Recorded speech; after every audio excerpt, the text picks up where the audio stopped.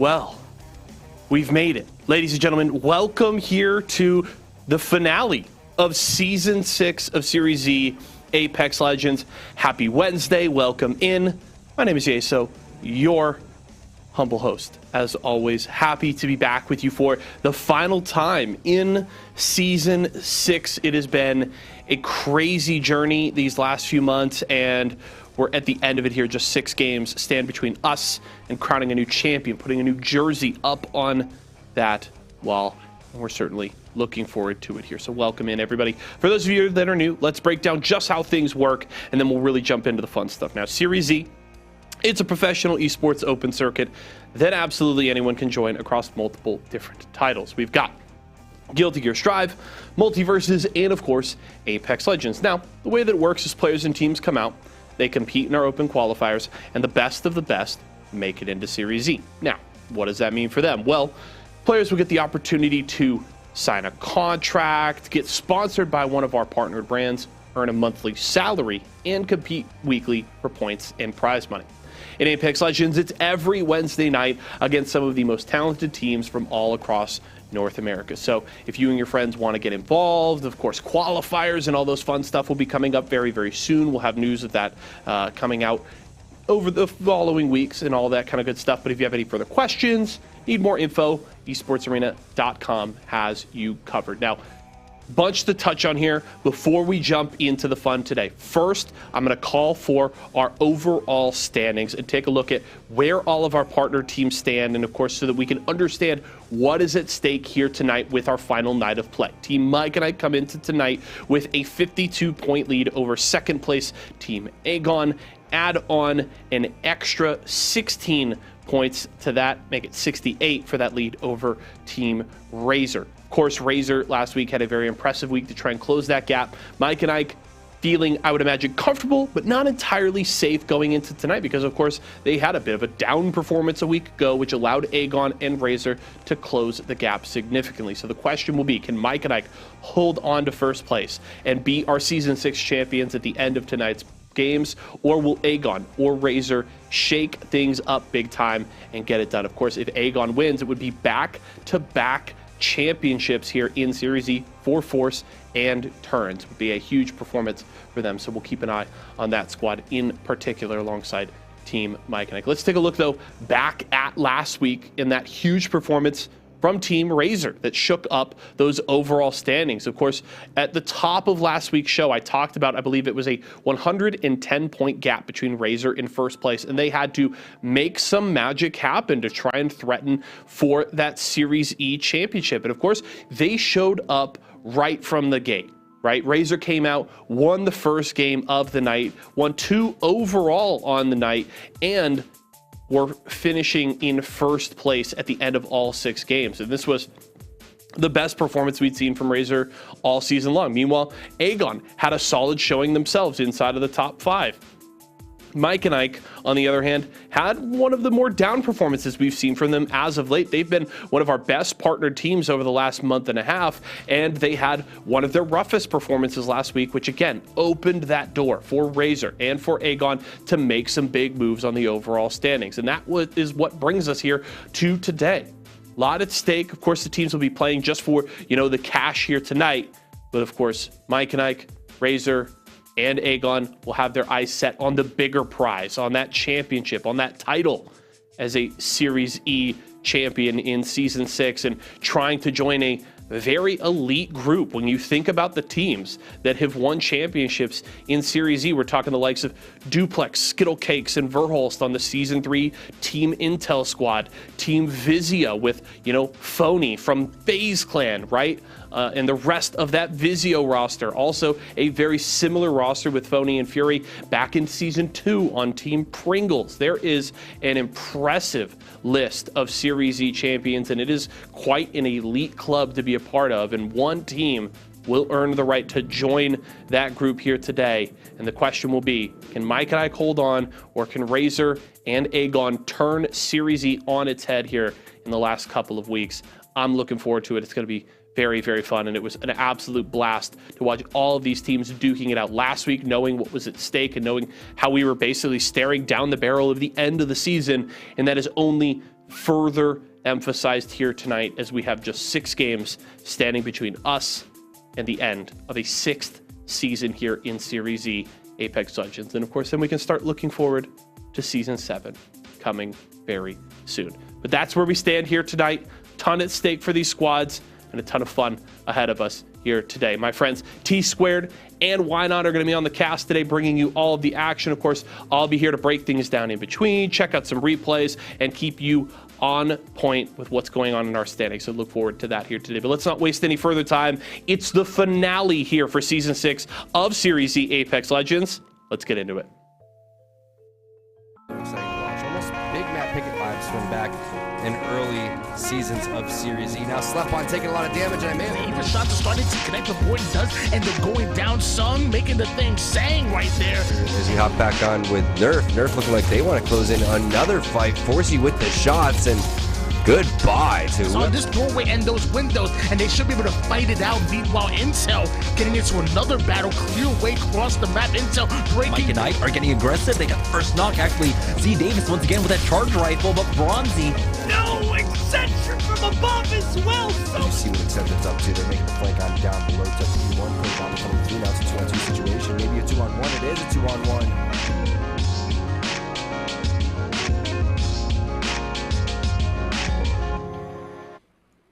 Can we just talk about the swag that Yeso is bringing to the table? We're bringing the swag as well. T Squared and Tony bringing you the action. I can't believe it's the end of Season 6 already, Tony. It went by in a blink, but we saw those highlights going forward. How nasty were these teams playing last week? They were absolutely incredible, specifically at game number 1 to get started with that tournament, man. Razor were absolutely out of control. Turns from Nerf was doing this thing.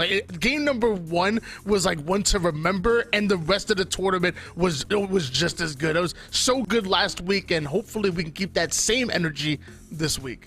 We'll see who's going to be able to catch up to Mike and Ike. They've been popping off. There's your prize pool. There is your setup in terms of how the format is going to be ran. It's your typical Series E and ALGS format. You've seen it before. If you're watching, welcome. This is going to be some of the best Apex that you've ever seen.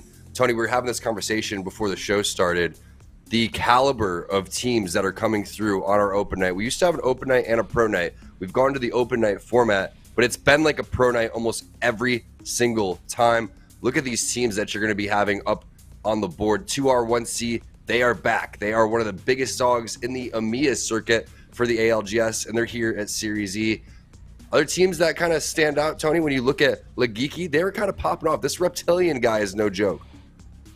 Yeah, you talked about him last week, and he really showed off and showed out, but I'm still looking at some of our partner squads. You know, Mike and Ike obviously have been running things for quite a bit, and it's going to be really hard to knock them off their pedestal, but if there's anybody who can really step in, it has to be Aegon by AOC, man. Turns is absolutely incredible. Force is the real deal, so I'm looking at our partner squads. It says, look at these open squads. Hey, you guys might be good. You guys might be doing your thing, but this is our house, so you're not coming in and taking over. There goes the Nemesis, and it's going to absolutely rip coming in from Force. That's going to be our first team going down. You can see the Scout without the scope, Tony. That's kind of, talk about a Nemesis. That is my arch Nemesis. That's the last thing that I want to get off the rip, but these guys making it look extremely clean. Another 50-50 taking place. This time, it's going to be at Thermal Station. We didn't get an opportunity to really talk about team comps, but you could see there's a huge diversity in terms of the team comps. You can see some Catalyst Qs on the ground right now. Those spikes are going to be putting in work, but it's not enough for Leave No Witness. They're taken down. This team was popping off last week, Tony, and they're getting kind of 17th place, 0 points. He's going to kind of show you what this lobbies are going to be like. Even though you may not recognize these names particularly, these are some players. These guys are some gamers, entered gaming into a fight as well. So many 50-50s, it's hard to keep track. But this is how I want my open nights to be. Like, you know, if you're an amateur player looking to make a name for yourself, come in hungry. This is valuable practice for you guys, and maybe even some good money as well on top of that. This is you putting everybody on notice that you are here and you are the real deal. So I want these open nights to continue to get better and better, like you talked about before. I want these guys to be hungry and to show us what really they're made of. And things slowing down temporarily here at Skyhook, but we know that there's multiple fights that were taking place in the area too. We know how easy this particular spot of Skyhook is for third parties, so High Peak has to be careful already knowing how weak Unknown Crime is. He gets taken down by Autovant, who is one of the kind of premier guys in terms of rank. This guy is an absolute beast. Surprised to see that they're going to even challenge that team, because this team is extremely strong, especially, again, with 2 other teams in the vicinity. So a third party definitely taking place. 2R1 seed, they get into a fight as well. Looks like they are on the verge of dropping someone that is streaming on a different platform. Tony, we're not going to talk about that platform, all right? We're twitch.tv/esports arena. That's where you want to be. Open up multiple tabs, tell your friends. That's all I know. It's twitch.tv/esports arena. That's all I know, as we're finding out where that hill's going to be going to. The inner hill, pulling a little bit more towards Fragment West, a little bit of Epicenter, so lots being covered here, even a touch of Survey Camp. You have a lot of teams that are comfortable within this inner circle, but some teams that have to make really long rotation. I'm looking at Cruisin' and Stankini, even on the opposite side towards Thermal Station, you know, G2's former spot, Kickus and them. Really long rotation just to make it into towards that outer circle, and then if they really are comfortable playing zone, they have to hike even further than that. Stankini, I feel like that's what my pop filter's nickname would be after I'm done casting for the day. As you see, MJ, he's off of Horizon. He's on Catalyst right now. I don't know how I feel about this, man. This is a hard breakup to watch. Yeah, I'm pretty sure he's mad at all the nerfs that happened. Like, I'm pretty sure we only know MJ from Horizon. Like, this man got a complete nerf from EA. He's just too good, hitting too many shots, moving way too good. Meanwhile, Icy getting iced out real quick, putting intel in possibly a 2v3 scenario. Flinzer up top with the Loba.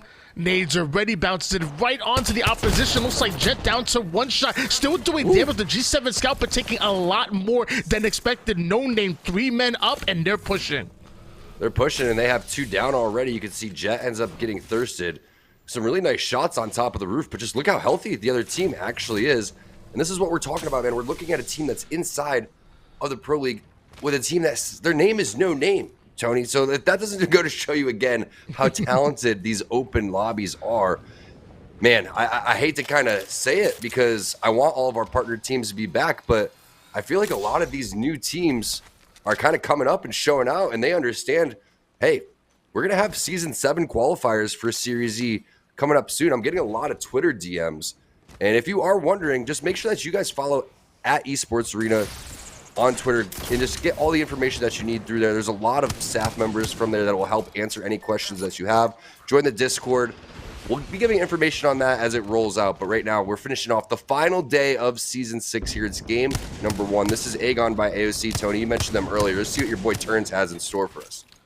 Yeah, remember these names from these open events, because I promise you, this not going to be the last time we see them. We're going to see them again during the qualifiers. We're going to see them again during future open events as well, and hopefully we see them partnered with one of these squads, like Tyson currently partnered right now. And what's the strat here? We got a little bit of Caustic, a little bit of Newcastle, a little bit of Gibby, and I guess bigger is better. It's like having Shaq and Yao Ming on the same team.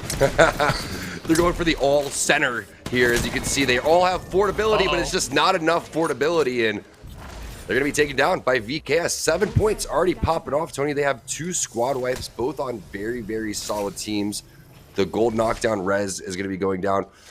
Again, a wide variety of team compositions. Sometimes you try it, sometimes it doesn't work. It seemed like that was one of the instances right there. When Sateability gets that initial knock there, Tony, that just changes everything, because you use the Nox gas grenade, you push in.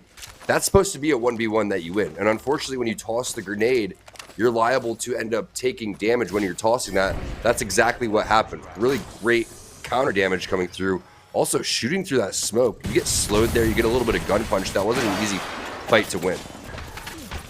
Inner Nerd Gaming, though, sitting over toward the second level building, trying to dodge nades left and right. Love the composition they're playing, but don't love the positioning. They're getting surrounded from multiple different angles and really being punished because of it. Luckily, Caustic will gain value here, blocking multiple lines of sights and multiple entrances. They're going to 3-man push the same doorway, get some value into the car, but diving right back on that Arc Star. That is not your friend, buddy. And it looks like the Caustic gas is going to be unleashed. Kark connecting beautifully. That's going to take down 1. Now going right back in with more nades. caught a little bit by himself. It looks like Caustic will go down for Inner Nerd Gaming. That's going to leave Wraith by themselves, having to get a few shields up, but so far, not in the most comfortable of positions can Wraith survive. This gold armor is huge, though. You don't have to hit the battery. You just need to have 2 cells. Sometimes at this point, you may not even have batteries in the game. So being able to get that full heal off, you don't know if the res is happening down below, but the gas is ticking, and this is a very important 1v1 for Matt to go and win. It's through the smokes as well. You're going to use the knockdown shields. The R9, it really pops off in these instances, but he's taking damage. He can't see. The other player may even have a digi threat. Somehow, it's an armor swap throughout all of this. You can also get information from the players that are going to be on the ground. So what an interesting fight already here for Matt. He's doing everything he can to get his team back into this one. Inner Nerd Gaming potentially going to walk away with a res here on his teammate too. This is huge, as you can see. Multiple players from the enemy team start crawling over. He's over here. Almost able to pop that res off, and now the smoke coming in once again. This man is getting grief, and sadly gonna have to grab a hold of the banner. Is able to finally win that 1v1, will become our kill leader. However, both of his teammates turned into banners, will be looking for the next res beacon. That must be frustrating. You know, it obviously had the opportunity to maybe portal his teammate away, but if he would have been able to get that res off and get the kill, that could have been huge. But either way, great for Matt. They live to see another engagement. Hopefully they can find that beacon real soon. And with the distance of the Wraith portal now, Tony, it's not that bad in terms of the scenario, because you know you already had to get one teammate up. Yeah, it would be great to have both of your teammates up right now, or even one, but you know you're going to go for the res anyway on somebody. So Matt just needs to plug it in, get that very long portal. There's a lot of safety over towards the north side of this zone. It seems like everybody's really rotated in, going on over towards Fragment side. You can see the value of what MJ is playing on Catalyst is going to work out in this situation. And if you are new to what the meta is going to be, you're starting to see it right now. Valkyrie's getting a little bit less love. We saw a couple Caustics. There's a lot of Seers in the lobby. You're going to see a lot of Catalysts as well. Yeah, I feel like one of my favorite compositions now has become like having like a Catalyst as like one of your main rotating pieces, and then even maybe combining with like a Bangalore as like a support rotate. Like we're walling, we're smoking, we're getting to where we need to be, or even combine like a Wraith and a Bangalore, kind of like we're seeing here with 2 Wraith, where you have Wraith as your main supporting character, but you also as your main rotational character, but then you also have a supporting rotational character such as Bangalore, who can double as a very aggressive character as well. So that's kind of where I'm liking it right now. Even Wraith and Catalyst, like I'm liking a little bit less Valkyrie and more towards Wraith Catalyst, Wraith Bangalore, because I just feel like it's really versatile. And I also think that Valkyrie's toxic.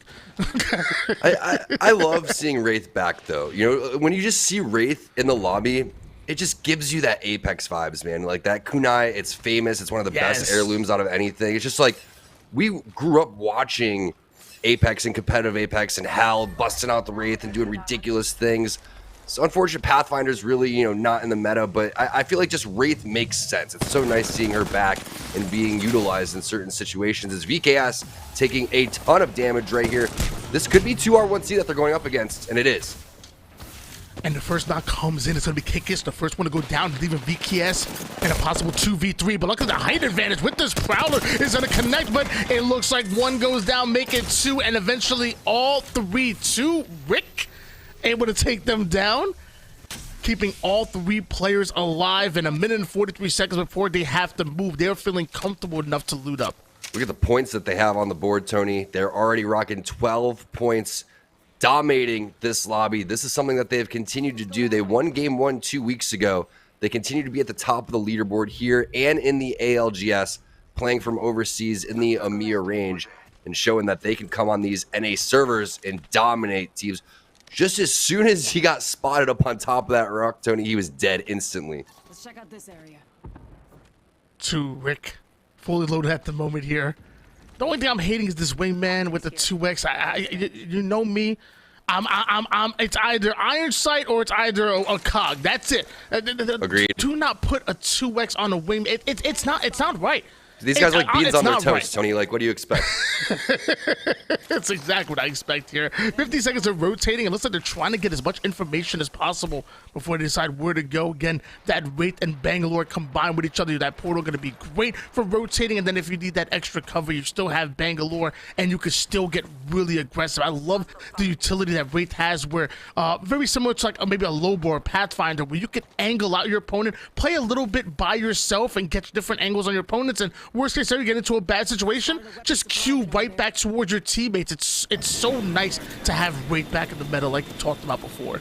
Yeah, that's a great conversation. I want to kind of continue that conversation. If we get a little bit of a break in the action, but we don't right now, as Internet Gaming is making the rotation, they may end up running into multiple teams. You know, there's been so much action, Tony. You don't typically see only 9 squads here in Series Z with round 3 closing, but there was a lot of 50-50s that ended up taking place. When that happens, you know that multiple third parties are going to be taking place. 2R1C, the beneficiary of a lot of this fighting, is things are just going to slow down a little bit. Now, we haven't had an opportunity to talk about this, but what are your thoughts on just the overall, you know, changes besides the actual changes with the legends? Like when we're talking about using the bins and having certain legends that are able to respawn in terms of the support characters, you can craft the banners now, Tony. I think that's one of my favorite changes I've ever seen in the game, is being able to craft the banners for people that are already having their banner timeout.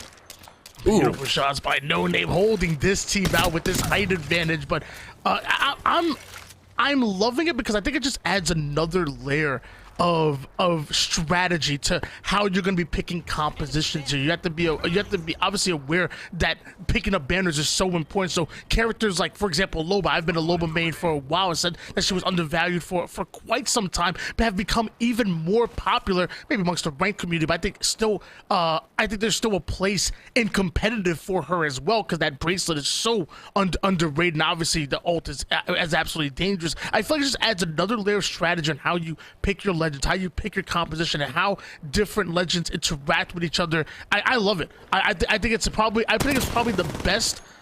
It's the best that since I've been casting Apex that I've seen for quite some time. Yeah, especially because you are someone that's gotten, you know, a lot of support with Loba, and you've played a lot of Loba, so you understand how important it is just to add a little bit extra to that kit. And she's obviously not the only legend that can do that. Everybody there's certain, you know, perks now that they can do, like love the assault bins when you have Bangalore on your team, but we can see right now Bangalore's smokes are not going to stop Lagiki. Paxy's starting to push in with one of the strongest crate weapons we've seen since the Mastiff early in the season. But he's going to back off, hit that Wraith Q, get back to a little bit of safety here. Watch out for those spikes. Those are friendly spikes, as the Seer ultimate is going to give a little bit of information from the team directly below him. How are these nades getting through the window? We got nerds, we got geeks. What else do you need in the lobby here? Round 4 zone closing about 26 seconds, and Lagiki thought they were in comfortable position here in this building, but it seems like they're getting greeted from all the way outside and from multiple angles, possibly even multiple teams having their reticles trained on them. But this is where Catalyst really thrives. If you want to take over the second level, reinforce some doors, you know, close off those angles from those hallways so you can get information to slow down your opponents from pushing in. This is where the value comes here from Catalyst. So love the Legacy's position right now. I think they feel comfortable. RE45 out, now Paxy looking for a cheeky angle. Yeah, being able to reinforce the broken doors is such high value in certain situations, because a lot of times you can see how important it is to grief the enemy doors for a handful of different reasons, right? Maybe you're playing Horizon and you want to, you know, chuck a grab lift in or hit a black hole or whatever that is, or you can get information when you need to go and use your Catalyst wall because you've, you know, gotten rid of particular doors so you can see a little bit further. Slow game for Mike and Ike. They've been playing the middle of the zone for quite some time. You can see a lot of buildings are in on that left-hand side of your mini-map. Round 4 starting to close out again. A lot of teams have been taken down, and right now, Wizard Coin looks like he gets dropped. It's the flat line in hand for Theezer. Look at the angle coming in from the balcony. This is going to be tough. MJ typically goes and plays Horizon, but he is a Catalyst main now. We'll see how it works out for him in these instances. He's going to have a pop-off moment. The first down coming in from Mike and Ike. It's going to be Wizard Coin here, and MJ trying to dodge nades left and right. Silent trying to be loud here on the second level of this building, but taking a lot more damage than expected. Wingman is out. Hopefully can connect. Luckily the armor swap is there, and look at the shot. 45 after 45, but eventually Silent ends up being silenced, and MJ comes in to pick up those pieces. NorCal going down here, but I wonder if MJ's gonna have the opportunity to play for any reses. There's literally 2 teams that are right outside the building. We're going for it real quick. It looks like one res is going to be popped off. I love the teamwork right there. Having one player block that doorway with the knockdown shield, get that res in. Now we're going to back it up. We might have a full reset here from Mike and Ike right after wiping NorCal. It's one of those things that you're starting to see with Catalyst too, that you can use the abilities in the middle of a team fight, but also getting Wizard Coin on the Seer up so he could use the ultimate, which is going to buy time to the additional res. You saw another player was crawling on the ground. That is going to be Chicky, as Gaio is trying to get a little bit of a cheeky damage over towards where Team Mike and Ike is. You have to hit this res right now, though. Look at the time that's going down. 10 seconds until this moves. No longer able to use that knockdown shield. Grabbing the banner, probably looking for the armor swap as well, but he barely gets it off, gets around the corner. And at this point, Mike and Ike is on the case. Your boy MJ, after he wins that team fight, he's looking for more blood.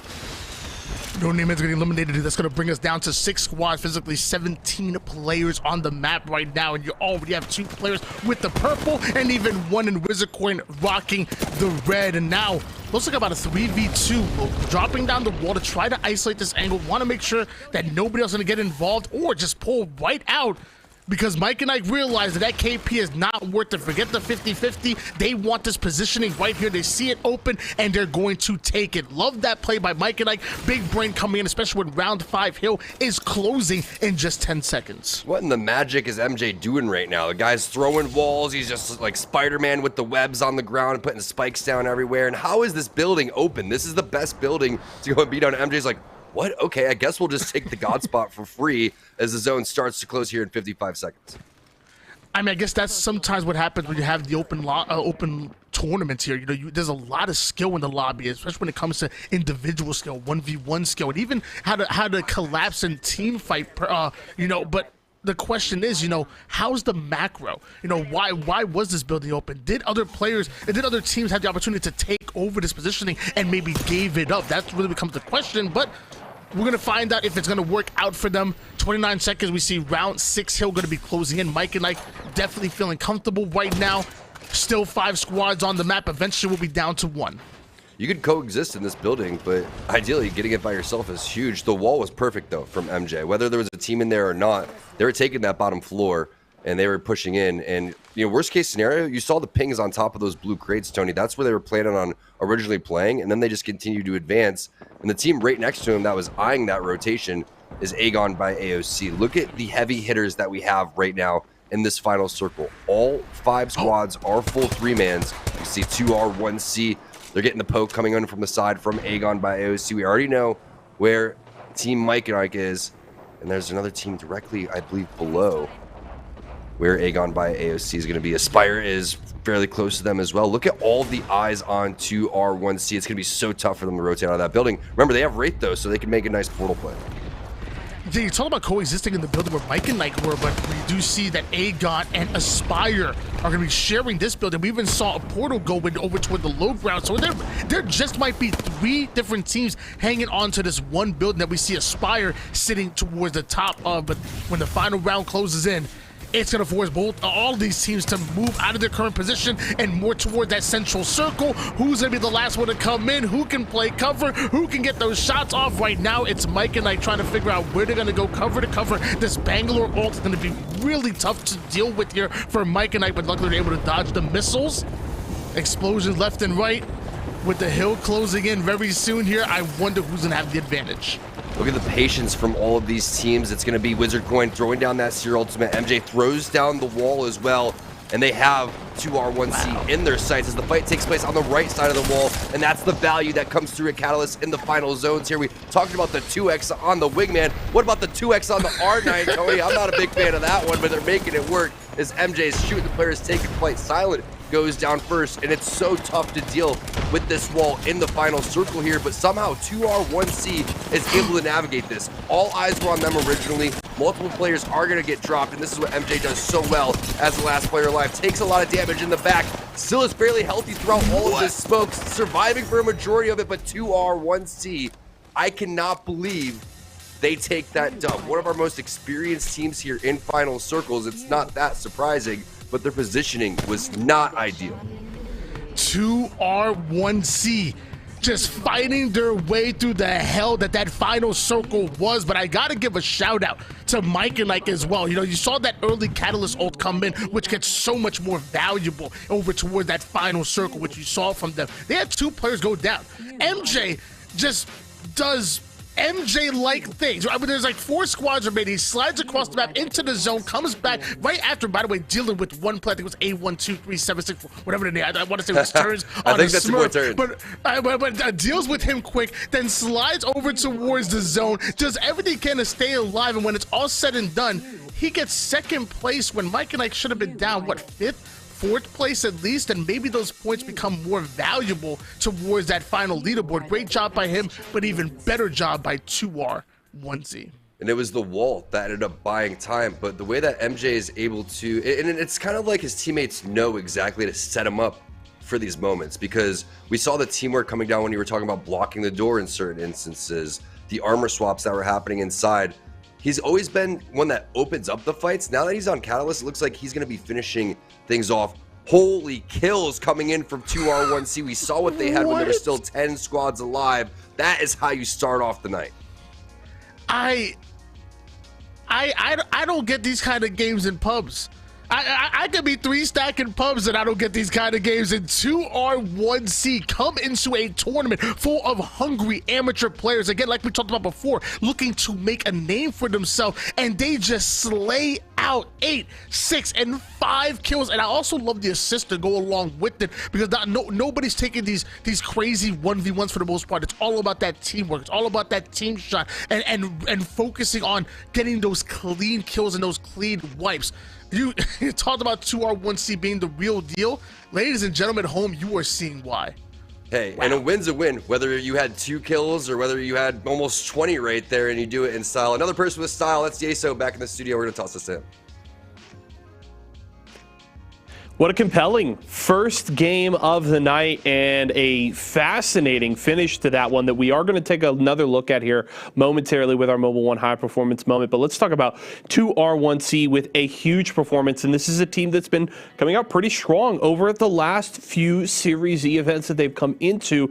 And of course, they had 2 wins a week ago. And they really responded to the criticism I had of them at the top of the day last week, talking about how they would start strong and then kind of disappear after that. And they didn't do that a week ago. And now I have faith that they won't do it here again. That's a 31-point performance there for 2R1C, and a well-played final circle that, credit where credit is due, 2R1C played the circumstances well, but it is important to note as we now jump into that Mobile One High Performance moment that a lot of things broke the way of 2R1C here in this play. So let's pull up this replay, take a look at our Mobile One High Performance moment, and it's very specifically a couple of things that work out. One, it's how all these teams are stacked on top of each other and the way the circle pushes them all on top of each other at the same time. It's also MJ's Catalyst wall that locks off the other 3 teams from really engaging on 2R1C early. So 2R1C are able to hold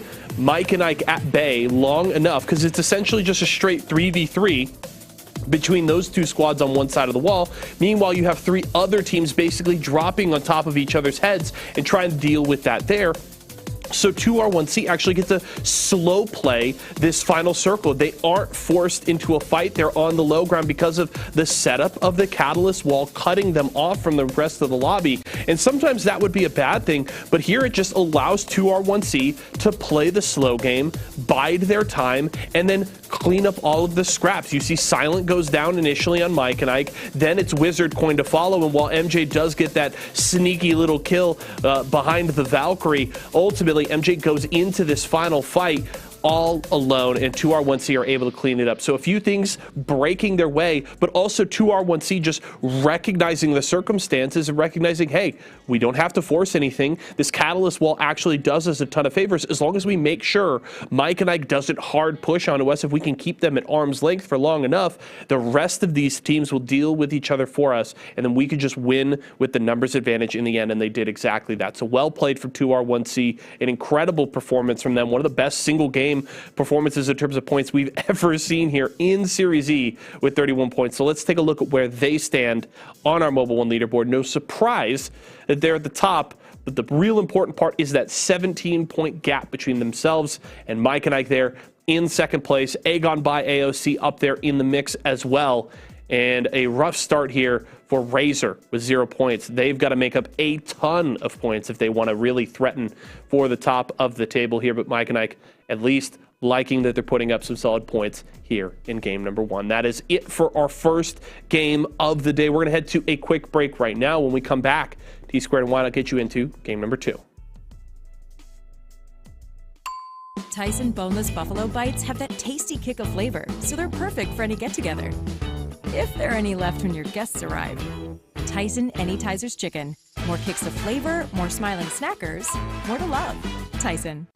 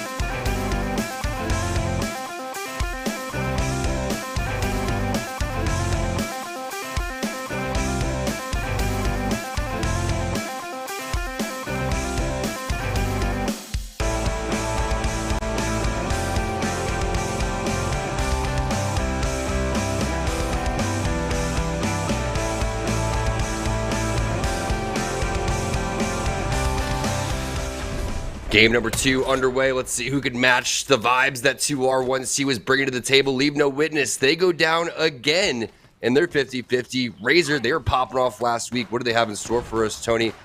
They got eliminated early in game number 1. What can they do in the Harvester side right now in game number 2? Trying to control the middle of Harvester, always the way that you want to play this one when you're going for the 50-50.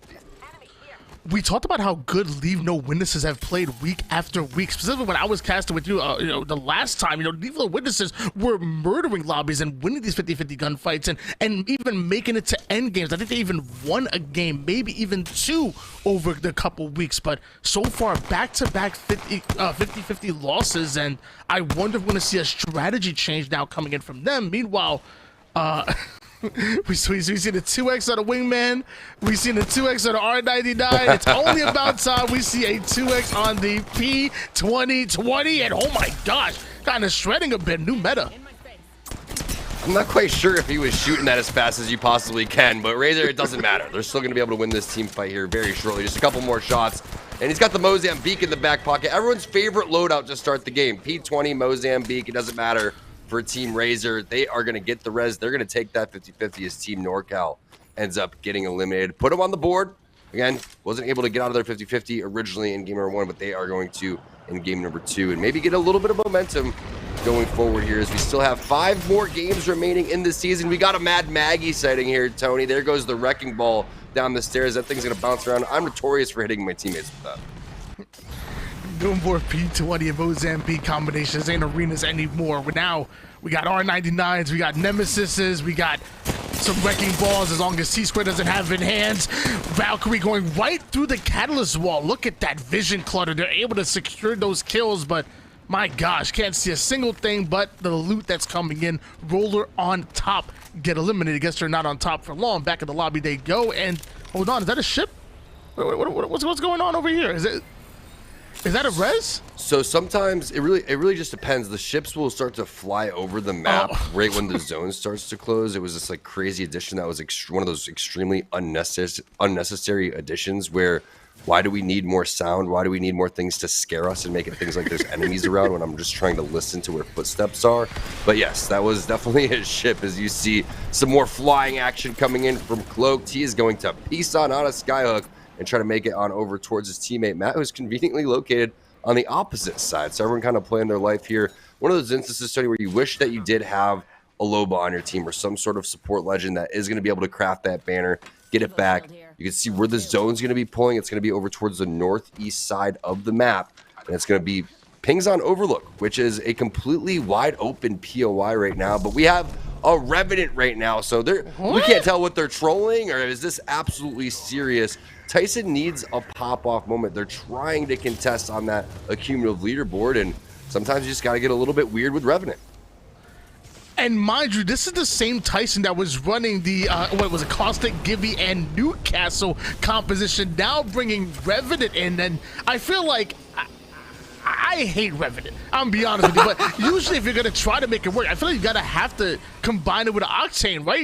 Use that Rev all doing the damage, get sent back to Totem, and then hopefully right back into the action via the Octane jump pad. That's what I would imagine, but apparently Rev Wraith is the new combo.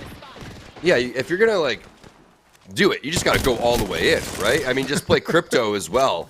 And then hit the EMP, send the jump pad in, full send that thing. As you can see, one team was a little bit scared. They had a duo on the back of Dome, and they pieced out, and they're probably thinking on the opposite side with Tyson, like, haha, yeah, we were Revenant, we scared them. No, man, that was just them as a duo, okay? They're piecing out because they didn't want that 2v3 smoke, not because of your Revenant, my guy. I will say I like Revenant as like a rat player. Like, if your players go down and get turned to banners, you totem up, grab their banners, get sent back to the totem. It's an interesting strategy as Finns are getting some beautiful shots with that wingman. A team in this ultimate high ground must be frustrating here for Intel. I can't imagine them wanting to play this for too long. And what's their angle to make it up here? Are they going to try to crack them and then try to find a way up into that high ground, or will Intel decide maybe to rotate out? Actually, hold on. No way. Preparing the bracelet. Intel might be getting a lot more aggressive. Clearly, I don't know what I'm talking about. That'd be an insane move, but he may have information that they got out of there. And I'm not going to lie, going back to Revenant, last time I played Revenant, don't tell anybody this, but Actually, someone used the own death totem against me, so I put down the death totem, then the other team swooped up, used it, and then they came back and killed me. Yes. That's not just for you guys. If you see a death totem on the ground, anybody can use it, all right? I already knew that, but it just kind of burned to see it happen. And it's so loud. Like the whole lobby knows it's down there. It's like, hey, come over here. Let's use this real quick. What a useless legend, man. I'm sorry. Like, I guess I'm glad we aren't in a Revenant meta because just imagine having to fight swarms of teams over and over again. Let's keep Revenant where he is. I'm not mad where he's at.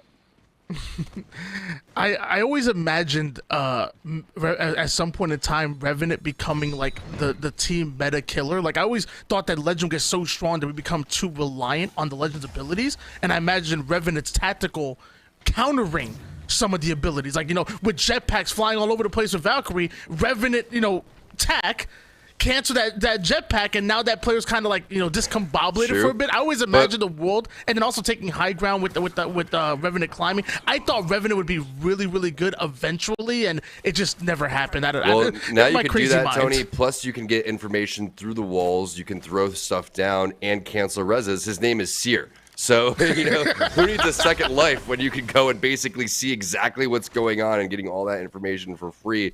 Also, can we talk about how bad Revenant's silence is? That thing does not go where you want it to go. Like, if it was like a Maggie riot drill and you could just, like, fling it directly at somebody, that would be OP.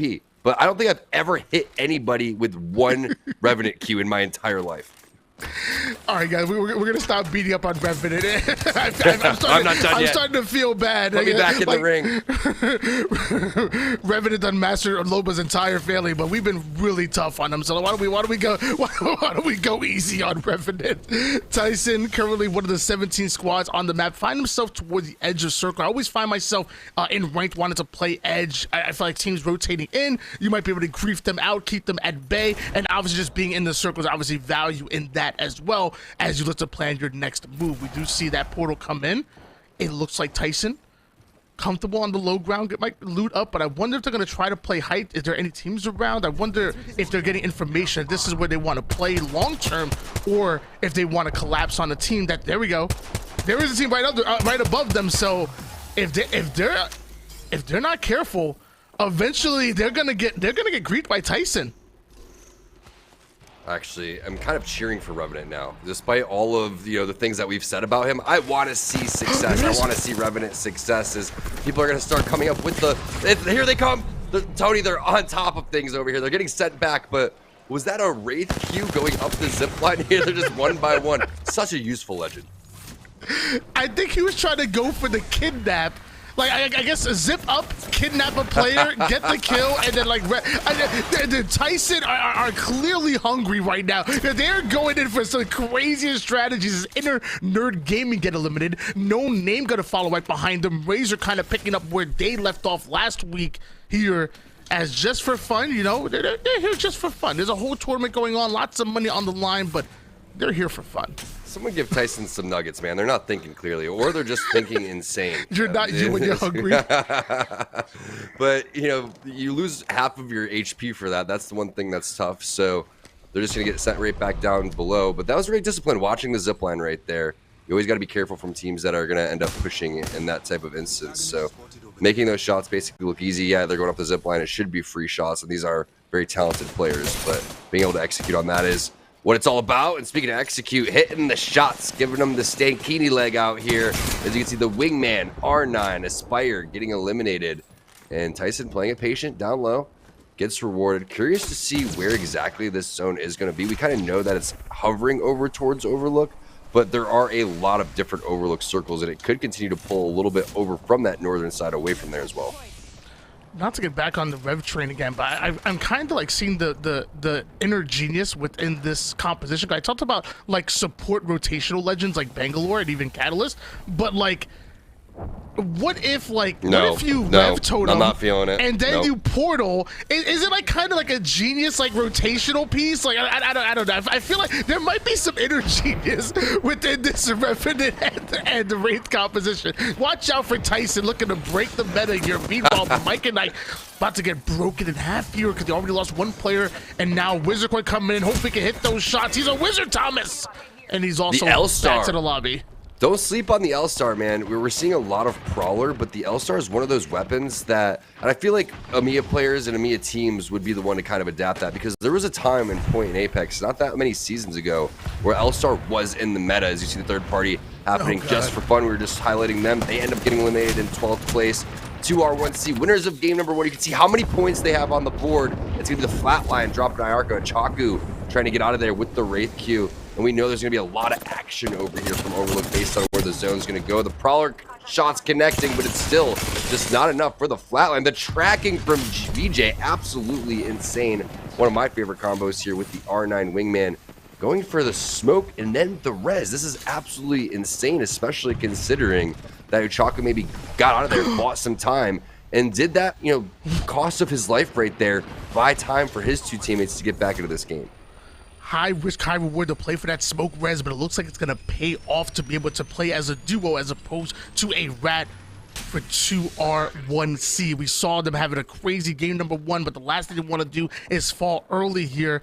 Eventually, they want to make their way over towards that banner, but hold on. The micro drones are in. That's going to cancel out any opportunity to be able to smoke over towards it. The location is known by multiple teams. They might have to fight out R99 against the red shield. Decent amount of damage, but it's not going to be enough. Eventually, 2R1C are going to get pushed. This is a 2v3. Tough 2v3 to get out of, but when you have the movement like VJ, he's going to get out of dodge with the smokes and then that double time boost that you get when you have to avoid that too. It doesn't matter. This guy's unstoppable right now. One of the worst spots to be is under these buildings, and you can see why. A lot of different angles, and that's going to be 2R1C winners of game number 1, going out in 11th place. Legiki getting on the board over here. Tough situation for 2R1C, Tony. They were getting pinched from all different directions. And keep in mind, at the top of your screen, you still have 3 different squads that are within third-party distance here. So Legiki can't get too comfortable there within the zone, but they need to watch out for multiple squads coming in, and that includes ATH with that G7 scout asleep, looking to put somebody to sleep from this trailer side, but not comfortable with their position. Looks like they're going to rotate into a new one, so everybody trying to make sure they get that position here going into round 4, because now is when your macro really starts to be tested. Now it's when really position matters even more than your shot, because you have 10 squads in a circle that's really too small to house them all. But that's what these pro players are so good at in these instances, and these partnered players. They make something out of nothing. They'll just say, hey, we're going to play this crate. Next thing you know, there's 3 teams on one crate, and they're all living in the same area. Good luck pronouncing this team name. ATHXHVY. Can you just Heavy? Type something a little bit easier? Is it? I don't know what it is. I'm just going to call them ATH, okay? There needs to be a rule for the casters, okay? You can only have a certain name. You know, you can't have a team name that tough. You can't have player names too tough, all right? Just keep it easy, all right? Cruising, all right? That's easy to say. Team Tyson, that's easy to say. ATHVJX. They're probably going to play Revenant next game, Tony. Let's be honest. They like to grief the casters and the lobby. Kodagami, he's trying to grief everybody. The shots are going to be landing. The wingman is what he needs, but no death totem there, and there they are. ATH, they're just going to play Revenant right now. They're here to grief our partnered squads. They're taking dubs left and right. Aegon's going to get revenge for Team Tyson, though. Say, no res on top of this rock. We are hunting you down. Look at the shots from Orioles with the Nemesis. Yeah, everything is earned, nothing ever given here. Aegon not going to allow him to get that free res off. In fact, going to absolutely chase them away. And with that, 2 teams go down. I said this round 4 circle is going to be too small for all of these squads, and you're seeing it. We go down to 5 here. Aegon by AOC having another team in their sights, and looks like as the teams get smaller and smaller, they feel more comfortable to take these individual gunfights, so they're getting really aggressive because they know there's a lesser chance of a third party. Skynade coming in. Force gets some beautiful shots. What an angle, and then the Skynade falls in with that. They have to get aggressive right up in the face of Intel. That's knowledge for you. We got a new kill leader. It's going to be Force E. And they barely lose any of their shields throughout all of that. No health meds needed to be expended. That was a great Kobe Skynade coming in from Force. Ridiculous push there onto Team Intel. You saw turns on top of the hill with the 3x Nemesis laying down some cover fire. The res happened, and then they just get the re-knock, and immediately once they get that re-knock, you can see what the plan was pushing in. and suffocating Team Intel as Aegon moves into second place, and knowing that 2R1C has been eliminated is going to open this lobby up for the rest of the players to try to take over first place. Remember, there's the cumulative leaderboard to keep track of. We know Mike and Ike is in the lead right now, but we'll keep you updated on the scores as the games continue. This is the final night of Series E Season 6 here. It is our open night, and we're on board with Team Razor as the zone really starts to close here. You can see 4 teams all full here, and a majority of them are going to be our partner squads. Aegon by AOC, you can see at the top of your screen, 3 Fatal and Lagiki. We'll find out who's going to be able to win this one here very shortly, but the position looks so good for Team Razor if they can survive this initial onslaught. It always seems so uncomfortable playing within these trailers, but a lot of these professional teams and even semi-professional teams are able to make lemons out of lemonade, but now they're just taking a lot more damage, and multiple squads push in. With that damage, it looks like we see another crazy angle, not forced this time. This time it's going to be Aurealis with a beautiful shot through the window to the wall as one quickly gets knocked. Want to bust down that catalyst door. Razor went down not too long ago, and it looks like there might be another team that's going down with Aegon shooting like this. We're down to 4 squads remaining. Round 5 zone closing in less than a minute, and now Aegon taking a lot more damage. I'm not sure where those shots came from. Oh, it's Razor. Razor is still here, and Razor pushing them out. Little peekaboo with the PK. Nice job from Borton, really fortifying this area. And again, Catalyst just so powerful, closing and locking and fortifying these doors. Spikes inside so you can't push. The best thing to do is try to get these window peeks, but if you're Borton, all you have to do is lay there with the PK and just lean into this one. As you can see, the rest of the teams are going to be fighting outside of that. It's going to be 3 Fatal getting eliminated. Lagiki still in this one. They're in 3rd place. We know that Aegon is creeping up from 2nd place, potentially to 1st. Turns gets dropped there from Blitz. It's still the PK in hand. Force now is the last guy alive, and this is huge for Lagiki, Tony. They're just going to sit here and watch this unfold.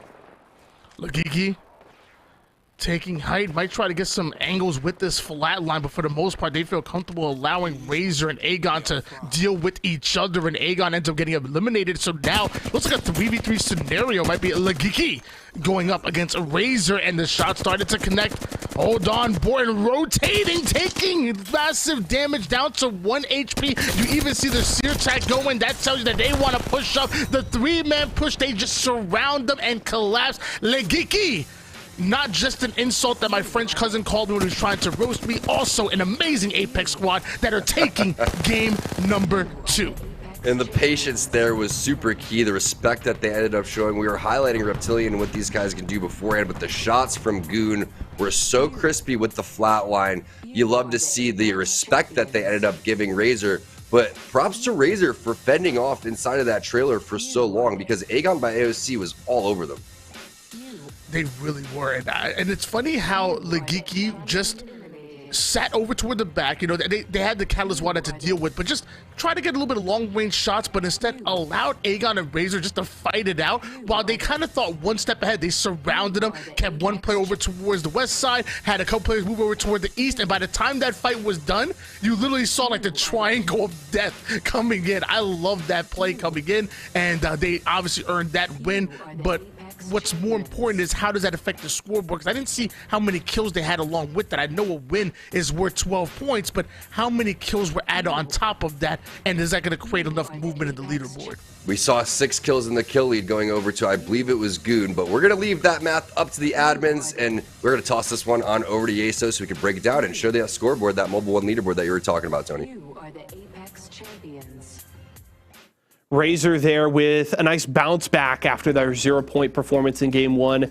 Aegon with back-to-back solid games to try and close that gap with Mike and Ike, and they possibly have jumped ahead of them on tonight's leaderboard at the very least. But it is Lagiki with the big win here. And I love the breakdown there from Tony talking about how they played the slow game, surrounded Razor and Aegon so that they had all of the angles they needed for the easy cleanup third party there at the end of that game. Very well played, and just a good understanding from Lagiki and how to play things out there and what will give them the best chance for a victory. So well done from them. Let's take a look at our Mobile One high performance moment here from game number 2 as we get ready for our final game on World's Edge. And it's the finish, right?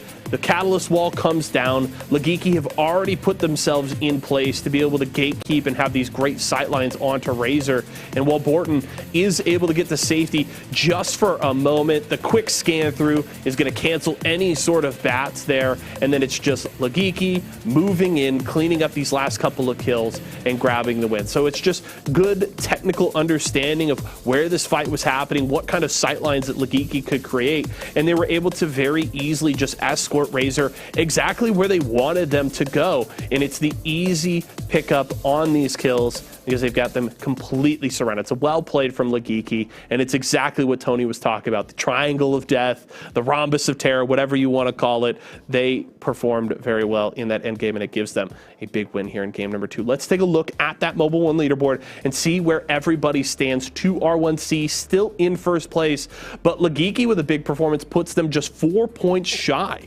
of that first place spot, and Aegon with another solid showing, 17 points in this game, jumps ahead of Mike and Ike. Razor actually able to do the same as Mike and Ike.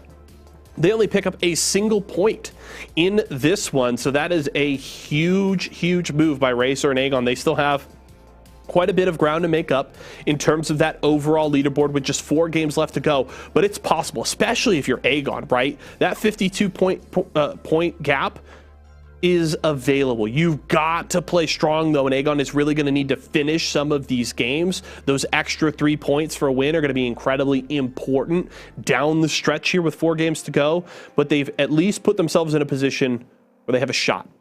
They can do it. And Mike and Ike got to get back on that horse, get things rolling. Silent, Wizard Coin, and MJ want to keep these teams at bay and secure that Series E championship. We'll see how things shake out as the rest of the night continues. When we come back, it's game 3. T-Squared and Tony take you to World's Edge for the final time this season when we return.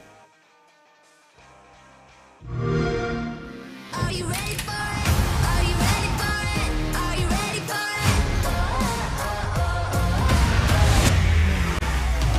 Keep shining those lights on me, like nothing you've ever seen. Are you ready for it? Are you ready for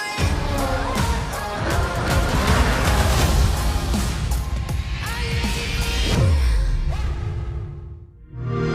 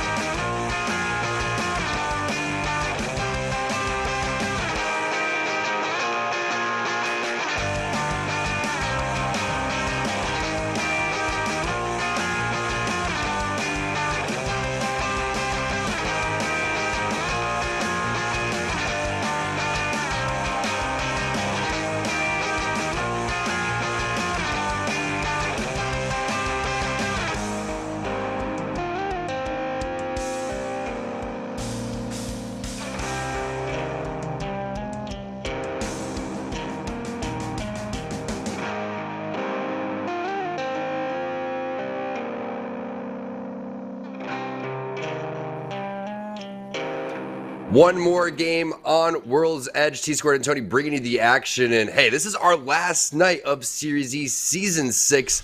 We're talking about the qualifications that could end up going down for Season 7 here very shortly. So follow at Esports Arena on Twitter for all of that action. But Le Geeky, Tony, one more time in French for everybody. Le Geeky. What we're looking for. And what is Le Geeky? I don't know. My French cousin, he was like in the middle of roasting me left and right. He's over here, he's like, the only French you know is toast, and going back and forth. And eventually he's like, all you do is play video games all day. You're Le Geeky. And I didn't know what to say. I literally ended my whole career. I had no idea what to say to that. And also an amazing Apex team we're finding out. They're really good. And again, the quality of these open nights, I cannot give enough credit to these players for coming through and going through Series E, realizing that this is the step and path to make it into pro, try to get on these partnered squads. We've seen the success that Series E has brought to teams like the Esports Arena team, Team Optic Gaming eventually. You know, they signed to ESA, then they end up going to Optic. That is from the work that they put in through Series E. So again, if you're looking to get involved, you can get involved and sign up for Season 7 and make sure you go through that qualification process. I know there's some nasty Apex players in the chat room, but we're getting ready for game number 3 here very shortly. Overall thoughts, Tony, from the first 2 games? I mean, so far the first 2 games were absolutely amazing. A 2R1 seed still put on one incredible game number 1. Almost 20 kills between the 3 of them, making it look like an absolute pubs lobby. And then Le Geeky just showing us what good positioning and patience can do when it comes to these end games and closing it out, making it almost look easy, although we obviously know it's not. And I expected that to continue to carry out throughout the game. Like you said, last game on World's Edge of the season, bit bittersweet that we're coming into an end. Can't wait for Season 7, honestly. Yeah, it's going to be insane, especially if the competition continues to pick up like it has. It's been season after season, week after week. The players are getting better. They're making names for themselves. We're seeing recurring teams that are coming through, like teams like Le Geeky. And this is a squad to look out for that potentially could be a partnered squad. And when you look at these partnered squads, Tony, they're so talented too, because they've continued to grow. We saw what Team Mike and Ike, for example, think about where they were in Season 5, Tony, on the verge of being a bubble team that almost got eliminated. They would have to fight back through the relegation process, make their way back into Series E, which they're completely capable of doing. It's just a little scary thing, and you don't know if you're going to actually get your same partnered team. You don't know if you're going to continue to be Team Mike and Ike if you end up losing out on that. And speaking of losing out, there's a 50-50 already taken place, and it looks like it's going to be Team NorCal losing out on this one here over towards Harvester. This seems like Razor loves the Mozambique right now. That's what they're getting right off the rip, and it doesn't really matter. P20, Mozambique, just chucking abilities at people. And, you know, speaking of P20, there's another one right there in the crate. So that's going to be the same exact start that we had for Razor in game number 2. And hey, they had a pretty strong showing in game number 2. Maybe they can translate that here into game number 3 as we see another 50-50 taking place in the countdown area. Tick, tick, tick. The shield's cracking. One of my favorite sounds in the game. As you can see, Aspire has a good position on this fight. Yeah, that Thermite really getting tons of value right there, shredding the shields of 1 as now Zark gonna pull back, heal up, just whack 2 players. I could imagine that Aspire are gonna try to play through that damage as you see them forcing that team over toward the inside. They shouldn't be watching that angle, and that's enough for Aspire to get aggressive with. They want to make sure that door is not being watched. Don't want to get angled out. That looks like it's not. So they're going to continue to chase that team out. And now the question really becomes, you know, is it worth chasing this team, you know, too much if you can't get into an early fight? Actually, oh, they're still here. They're right there, so never mind. This is it. They're about to fight right now. Aspire going right into the building, angling out. There is 1 player isolated over toward the west side. 34 damage onto him. That's going to back him down just a bit. Surprise Red Ranger did get aggressive on that. Now looking to keep him in that room. The enemy has arrived. Nice use of the catalyst spikes here. Takes about 250 damage to shoot those things, which is a decent amount of ammo that you're going to have to do and hit a reload on this. But Red Ranger doing some great job of utilizing the stairs here for the head glitch, Tony. That's key, but he's got a Thermite to go and deal with, so he can't push. And while that's happening, the flank may come through from behind. That's the gray armor that you're looking to get the crack on, but the other players on this team do have a purple. Great wall to try to push this player over towards the side. That's exactly what he ends up doing, and now you have an isolated fight. But another wall goes down for the opposite Catalyst, so you have to play around this one. You can see how far that wall actually goes into the building, and it makes it very tough to predict where these players are going to come through. Look at this angle coming through from Nor. Very, very sneaky, but there could be a third party coming here very shortly. You can see Team Intel, while that's going down, is going to lose on a player, and they are getting out of there. Aspire understands the situation. All of our utility has been used, and it's been a while since we've been fighting. Great option to get out of there and say, let's avoid the third party. I loved everything that Red Ranger did in that fight. Like, from the use of the stairs to for cover, from using that thermite to kind of poke in and out to try to gain information. Not even trying to shoot through the thermite, but just trying to gain information. And then that wall to isolate that player. It didn't exactly work the way he wanted it to, but I think every decision was so well executed as we're seeing the hill or the zone move quickly over towards Thermal Station. And even the tree side getting caught a little bit here. Razor already big brain play. They're already there, so now they get the chance to just zone players out. Get yourself a charge rifle and sit on top of that Thermal Station. Don't do it to him, Tony. Not the charge rifle, man. We've seen a lot of charge rifle already, and the game just started. Haven't had an opportunity to talk about the crafting rotation. We know how powerful the Nemesis is. Looking at the turbocharger in there, is there a world where we see a Devotion or a turbocharged Havoc? A big fan of that weapon, specifically in that combo. I know Aegon by AOC in turns loved seeing that in there. Maybe they'll pick that up and utilize it. I believe it was last week on our open night on Wednesday, we had the Digi-Threat inside of the crafter, which made a lot of Bangalores inside of the lobby. So definitely pay attention to that crafting rotation throughout the day and make sure that you utilize that to your full advantage. We see what Orioles is up to. Speaking of the Nemesis, the 2-4X on there. It's tough to really pick what scope you really like with this weapon, but the 2-4, the 3, you saw what Turns was able to do with that. The 2 is another great one as well. Always interesting to see what scopes people pick, but just don't put the 2X on the wingman, otherwise we're going to roast you. Yeah, when it comes to my burst fire weapons, I'm like a 2X kind of guy. I'm whether it's the Hemlock and now that Nemesis, I like a 2X bruiser on there and like to really get max value from like mid range, even get a little bit of long range action with it as well. But I guess the 2x4 working for Orioles, as it looks like they're chasing a team away, and we see some knocks coming on this side as Aspire. Not sure if they're chasing another team, more running away at the moment here. Your Wraith player already going down. Looks like they're running away from that banner, so no chance to be able to recover it. At this point, they're just trying to stay alive. We talked about them being limited on resources earlier. I can only imagine it's even tougher now as we're starting to move into zone number 2. And we've seen multiple caustic plays coming out from Inner Nerd Gaming, but this is going to have to be a clutch one, especially considering the armor disadvantage that they're at right now. There goes the push coming up onto the balcony. Multiple players' shields are going to get broken. Big PK shot through the window. Worst is looking for the armor swap onto the ground. They lose out on Nellis. Two very talented teams here going toe-to-toe here on our final night of our open night. Thanks for watching wherever you are at. Appreciate you guys staying active in the chat as well. And remember, qualifications for Season 7, we're going to be announcing that when the time comes. I'm not exactly sure when it's going down, but again, follow at Esports Arena on Twitter for all of that information. FA players, Tony, you know they're coming for one of these partnered squads. And there's actually a team called FA players in the lobby right now, so they definitely would like to get themselves a contract. I'm sure you guys would too. And oh my God, it's Matt. He's him with the Nemesis and the Wayman combination. Clearly it's working out for him. Able to take the 1v1 and griefs that player of free agent players as finally Inner Nerd Gaming go down, but Matt not going down without a fight. Grief is the word. It's so frustrating too for you, but hey, here's the thing. You get that point when you get that thirst. That's something that's key to keep in mind. But when you're that one guy on your team that goes and you try to push that 3v1 and you get knocked and then he thirsts you, there's nothing worse than that feeling right there. It's like, why me, man? As of right now, no name. Thinking why them? They're so far out of the zone. They're probably like, how are we getting into a fight right here, right now? But looks like they will be. 2 minutes and 18 seconds into this round 2 zone closes in, so they have plenty of time to squad wipe them.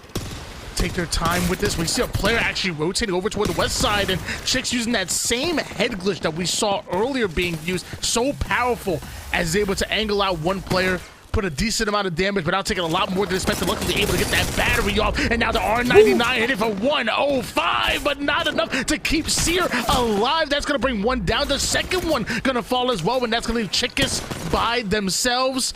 R99 out behind the knockdown. Shields comes out with the 70, and I thought they were able to clutch it out, but eventually both teams go down. Tyson air frying both of them, cleaning up the pieces and bringing us down to 11 squads. 400 degrees fuse over here with the 12-minute Tyson roast inside of the building. Look at the amount of death boxes that they have right there. It's kind of like dipping all of your Tyson nuggets in different condiments over here, Tony. I'm not mad at that. You know, sometimes I'm feeling honey mustard. Maybe Ooh, I'm honey getting, mustard. getting a little They're speaking crazy my with language. a little buffalo sauce. And people sleep on ranch and chicken nuggets. You know, No, ranch buffalo combined. Come on, that is a goated combo. Oh. See, I didn't know we would come. I didn't know we would combine. I said we combine. We talking about a whole different. Look, we can go on this for a while. I'm just saying we might have to start a podcast. If you can combine honey and mustard, which makes a honey mustard, you have to be able to combine the ranch and the buffalo already. It's, you know, can we talk about how crazy that play was from Chicks though? Where tosses the grenade, jumps on the grenade, uses the enemy or uses his teammates' knockdown shields to try to stay alive. That was a psycho play. I loved every bit about that engagement, and spot on, Tony. Using all of the cover there, utilizing all of the utility from the legends.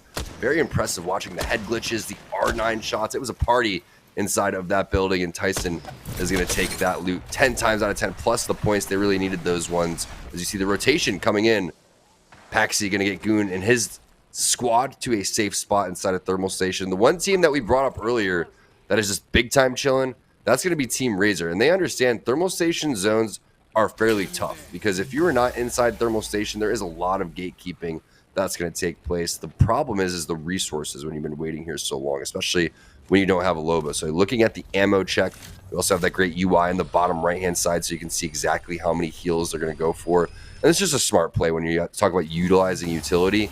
Hitting that Phoenix kit, save those cells, save the batteries. Very rarely do you get full Phoenix kits off in engagements anyway, especially in the Seer meta. As you see, Stankini with the flatline is going to get a knock somewhere else on the map, and that's going to be Team Tyson also fighting over towards the back of Tree. So a lot of teams playing the edge right now as well.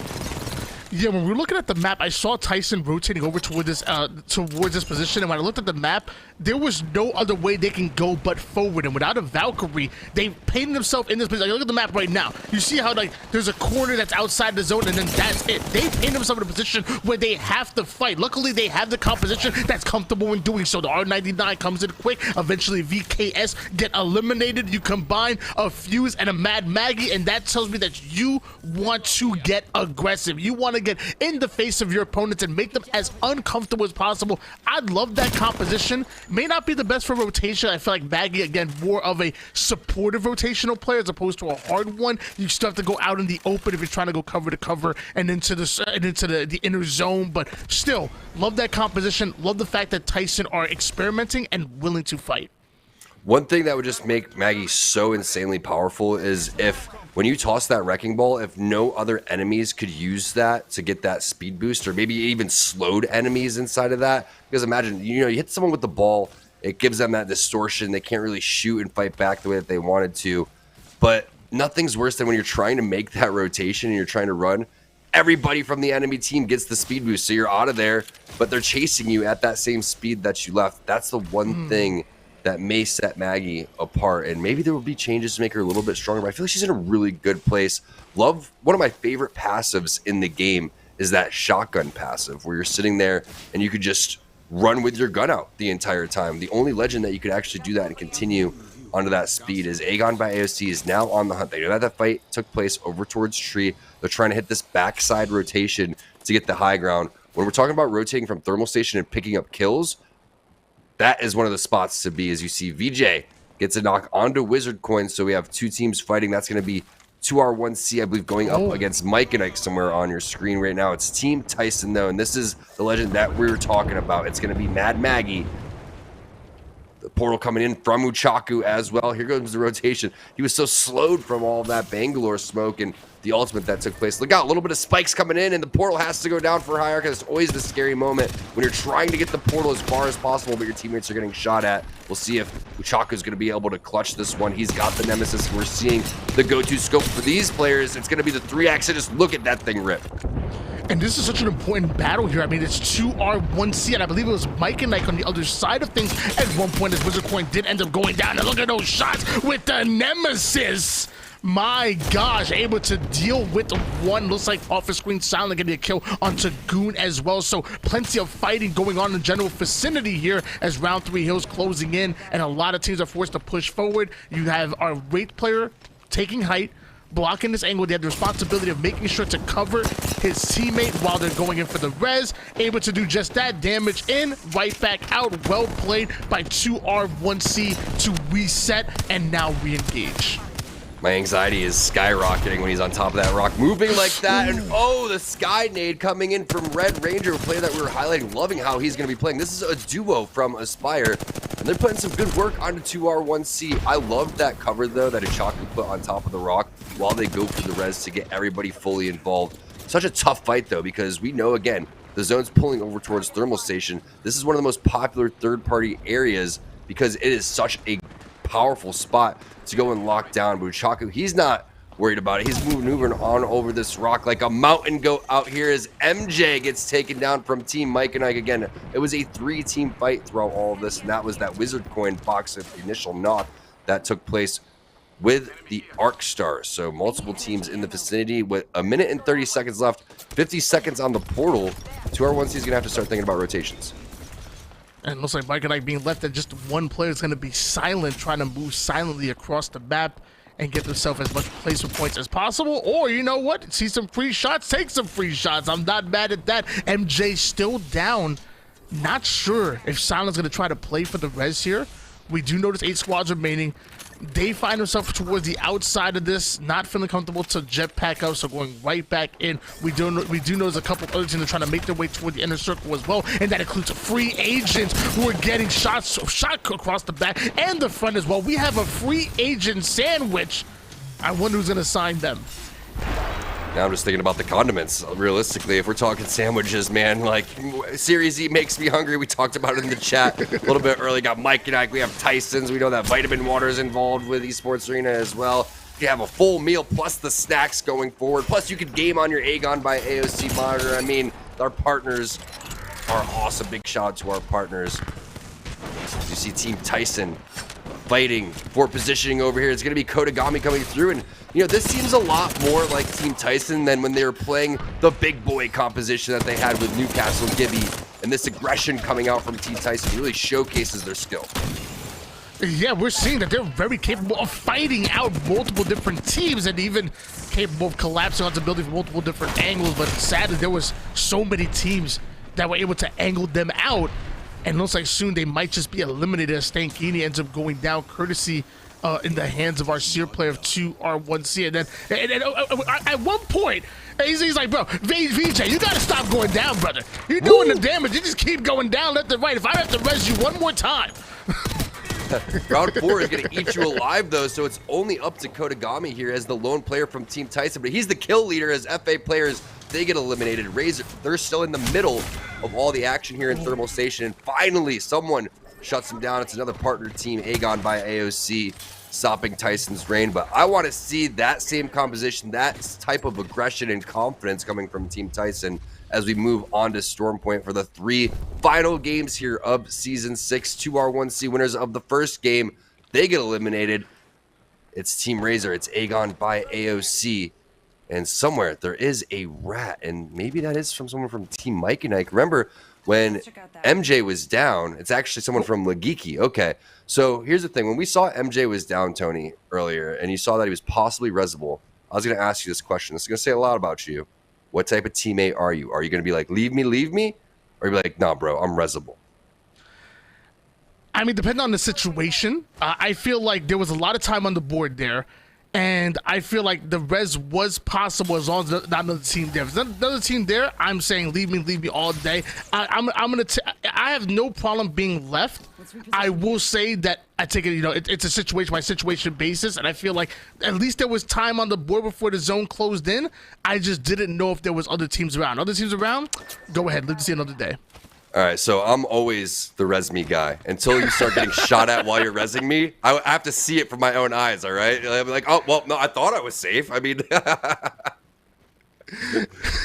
sorry, look, I'm not sitting here watching you rat, buddy. Like, we get to the next lobby, we'll get our RP in the next lobby. Don't worry, yeah, we'll get our 20 RP kill in the next game. lobby, Tony. Let's just keep it going. All right, let's keep everybody entertained. We don't got time for rats over here, but there is a rat in the lobby. Lagiki looking for a back-to-back win maybe, and if Aegon by AOC and Razor duke this one out, and these were very similar endings that we had in game number 1. Remember, these were 2 squads that were duking it out in that final moment, but I feel like they finally have found where Paxi is. You can see Team Razor is on top of it, and there it is over for Paxi. They've located him with the Seer. The G7 Scout, that thing is almost a gold scout. You have the perfect attachments that you need here. Interesting angles being taken by Aegon by AOC. Looks like they're going to try to get that pick on Lagiki for that rat play. All 3 players inside of this one train cart, but you know what? Turns with this Kraber could really turn the tides over here. He's getting a little bit crazy, shooting missiles at everybody, even himself and his teammates. As you can see, the angles are perfect right here for the Kraber. And he does connect. Somehow Paxi's living in between both of these squads, by the way. But I love how patient Aegon by AOC are playing. It's like, yes, they can just 3v1 ape Paxi. However, they also realize they got to deal with Razor as well. So diverting their attention with that target prioritization and making sure that they're careful with the way they eliminate Lagiki is really perfectly played by them. Because like I said, if they 3-man push Paxi and Paxi happens to crack 1, now Razor have a 3v1 against them with full shield. So love the way Aegon played that out. Now we're down to 2 squads. Now a little bit of 3v3 arenas action, if you will. 29 seconds to the zone is closing in, and it looks like Aegon are already spaced out and covering area where they're over towards that central where the zone is moving in. Razor starting to send Borton out to maybe do the same. So important here for Turns to land a shot, because as soon as he does, the damage is going to go down. Big 25 damage right there onto one player on the roof. But the push has to happen with Turns opening things up. The problem is he only has 2 shots left in this Kraber. And if he doesn't hit a shot with this Kraber, he's only going to be down to 1 weapon. Borton getting a little bit too aggressive there, but he's going to save his head and try to use the pipe to his advantage. Eventually, they're going to have to leave. And right now, you feel like Aegon by AOC most likely has the best advantage. But that's the wall. That's the separation that potentially Team Razor needs. Borton taking a lot of damage. That's what you're looking for from Turns. He gets the Kraber shot. Aegon by AOC should have this team fight won, and they do. There goes Blitz. It's only Borton left on the ground. He's trying to use the knockdown shield. It's not going to be enough. He needed to hit that Kraber shot, Tony, and he did. I thought once the wall went down, maybe Razor had them on the ropes, but Turns clutching it when he needs to. And again, it impresses me time after time, these teams playing well beyond their years. Aegon by AOC with that play, like I talked about before, them not just 3v1 aping Paxis of Lagiki, and instead really taking their time and understanding angles and spacing. And even when going up against their final opponents, like you saw 2 players go toward that central zone, and then you saw a Kraber player playing out. You can have teamwork without being right on top of each other. Like, yes, the bait and switch is powerful, but like the one thing that like the snipe downs are so good at is understanding angles and understanding coverage. So using your teammates as bait as they get aggressive, having that Kraber out from the long range so you can angle them out, forcing your opponents to really focus on 2 different sides so you can just collapse on them. Once you get that damage, you push in. It's just fundamental. Not even just Apex, beyond that. Like any shooter, Halo, Call of Duty, no matter what, Aegon played that perfectly and just really impressive to me. They earned that win. And sorry, I went on a little bit of a rant here. No,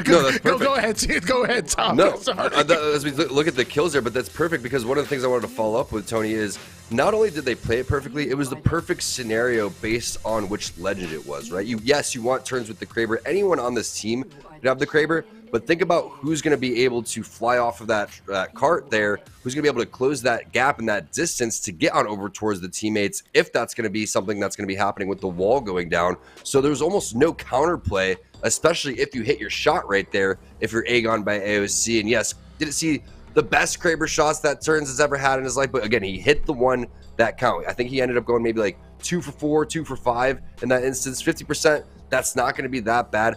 It's more or less the thought of the Kraber. It scared Team Razor. They knew that they couldn't peek because they know how big of a difference that is between losing that 140 shield and then all of a sudden Aegon's going to collapse on that, because you could just tell that Razor was a little bit concerned, and it made things just a little bit dicey in terms of gathering information. While that happened, that's when the 2 players from Aegon by AOC ended up advancing. So if Turns doesn't hit those shots, it just changes everything. And if you guys want to hit shots at home like Turns, stop messing around with your sensitivity. Stop messing around with your FOVs. It's not it. The problem is the clarity of your crappy monitor. Chuck out your old, get in a new. Make sure you get yourself some of that high quality stuff. I'm sure they have a Twitter somewhere, but someone for Esports will pop the link over in the chat right now and get yourself an updated monitor. Stop playing like a noob, because I'm tired of matching y'all guys in my lobbies. Get yourself a good monitor so you can hit shots and see the competition. Yeah, not only that, make sure that if you are rocking a 144 hertz monitor, that you're not using an HDMI and you're not a noob and you are using a DisplayPort cable. That's something that I was doing for a long time. I'm just saying, tossing out a little bit of tidbits of information. We're also going to toss this one on over to Yeso. Man, preach from those 2 gentlemen. Tom, that's probably just that's a holdover from being a legacy console player, right? As a Halo Pro, I hear you, man. I've made the same mistakes myself, but you live and you learn, and hopefully if you're watching today, I won't make you admit those mistakes, but just take the advice there from a couple of the pros. Big win there from Aegon by AOC, and this is a team that we've already talked about a bunch of times. The gap that they're trying to close here with Mike, and I can see both themselves and Razor in this final circle, and now with 3 games to go, they've made some big moves, and that's a huge 24-point game for the side of Aegon by AOC. And Turns looking to do it again, because if you remember back to the end of Season 5, it was a very huge late season surge that came into the final week with Nerf still just outside of first place, and they showed up strong in the last couple of nights of competition to turn things on their heads and grab themselves a championship. In Aegon, they might do the same thing here for a second season in a row. Still some things to be decided, but man, Aegon looking really, really good tonight. Let's take a look at our Mobile One High Performance and how Aegon was able to clean up this win here in game number 3. Talked about at the end of the last one that Aegon, if they really wanted to make that push, they needed to start finishing games, and they did right here. And it all starts with that initial Kraber shot, because it just throws Razor into a panic here.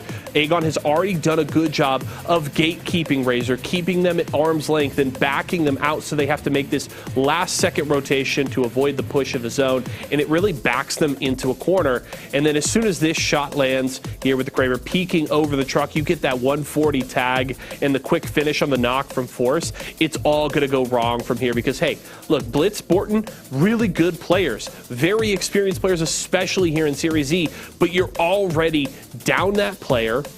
You've got the Bangalore ultimate laid down right on top of your heads. You're just melting under the fire there of Aegon by AOC, so you're going to be hard-pressed to take a W there, and Aegon take care of business. Well played by them. Let's see where exactly they stand on our Mobile One leaderboard. It looks like they have jumped up to first place ahead of 2R1C and Legiki. Razor rounding out that top 4 at 37 points, and it's important to keep an eye on that gap with Mike and Ike. They had that solid start with a second-place finish in game number 1, but they've only picked up 4 points since then. That means right now it is a 33-point gap between themselves and Aegon. And if you remember, to the top of the day, I believe it was 52 points separating those 2 squads. So that gap now 19 points between Aegon by AOC and Mike and Ike, which is more than achievable with 3 games to go. Mike and Ike needs to wake up right now. They still sit in first place in Series E,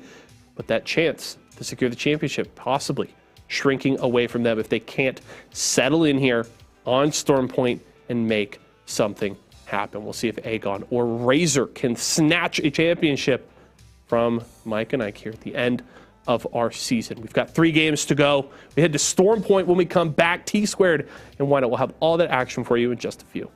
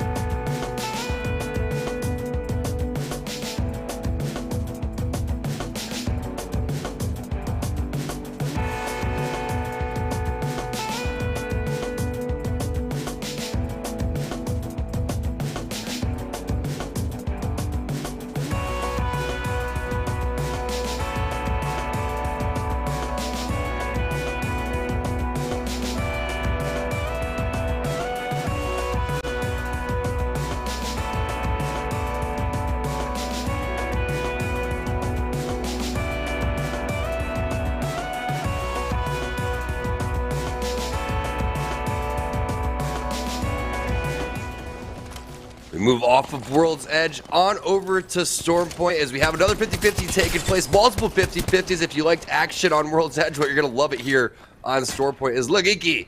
They're going down. Leave no witness as well. Having a tough go of it today. The lobbies are absolutely stacked as we see Aegon by AOC. Winners of game number 3 plus first place in that Mobile 1 leaderboard.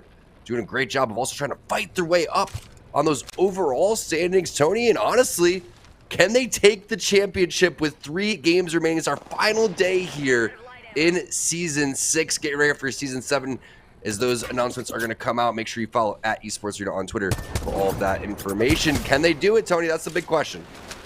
Yeah, still bittersweet to be in the season finale here, but can't wait for Season 7. And let me say, Aegon may have won game number 3, but I believe our game number 2 winners actually went down early. Lagiki went from winning game number 2 on World's Edge to dropping early in their 50-50 here on Storm Point. And the Rampage can still do some serious damage here. We'll find out if they're going to be able to get Orioles back into this one. You can see 1 kill has been traded coming in from both sides here. But you know, once that zone starts to close, teams are going to start rotating. Fortunately for them, they're not directly in the middle of the zone. As you see, Leave No Witness gets involved in another team fight too. So 3 different 50-50s ended up taking place off of the rip. His Force is going to go for that banner. While that's happening, Turns is going to cover from the side. And this is VKS, another very solid open team. Going to have to get out of dodge and go take on over towards the high ground. They do have the banner deliver onto the beacon. You can see that's going to be the idea coming in from Kicks. While that's taking place, Chem is going to also cover, which means that the 1 respawn in the area has already been used, and Aegon by AOC can no longer challenge this fight. It looks like both teams were willing to reset there as they pulled out of that situation. Both got banners. One gets the revive, but the other one lives to see another day. Now we have Tyson, who are going into yet another composition. This time, Stanky with the Mad Maggie, Kodagame with the Loba, and Cruising with the Octane. But I'm not sure if it matters much because they're getting fried and sent to the lobby. No Name able to deal with them. No Name now getting to yet another gunfight. It's Leave No Witnesses down to their final player, and no witnesses were left. They're back to the lobby. LNW, they're going out. Tough break right there. The third party was on point as you see High Peak getting out of dodge with Unknown Crim's banner.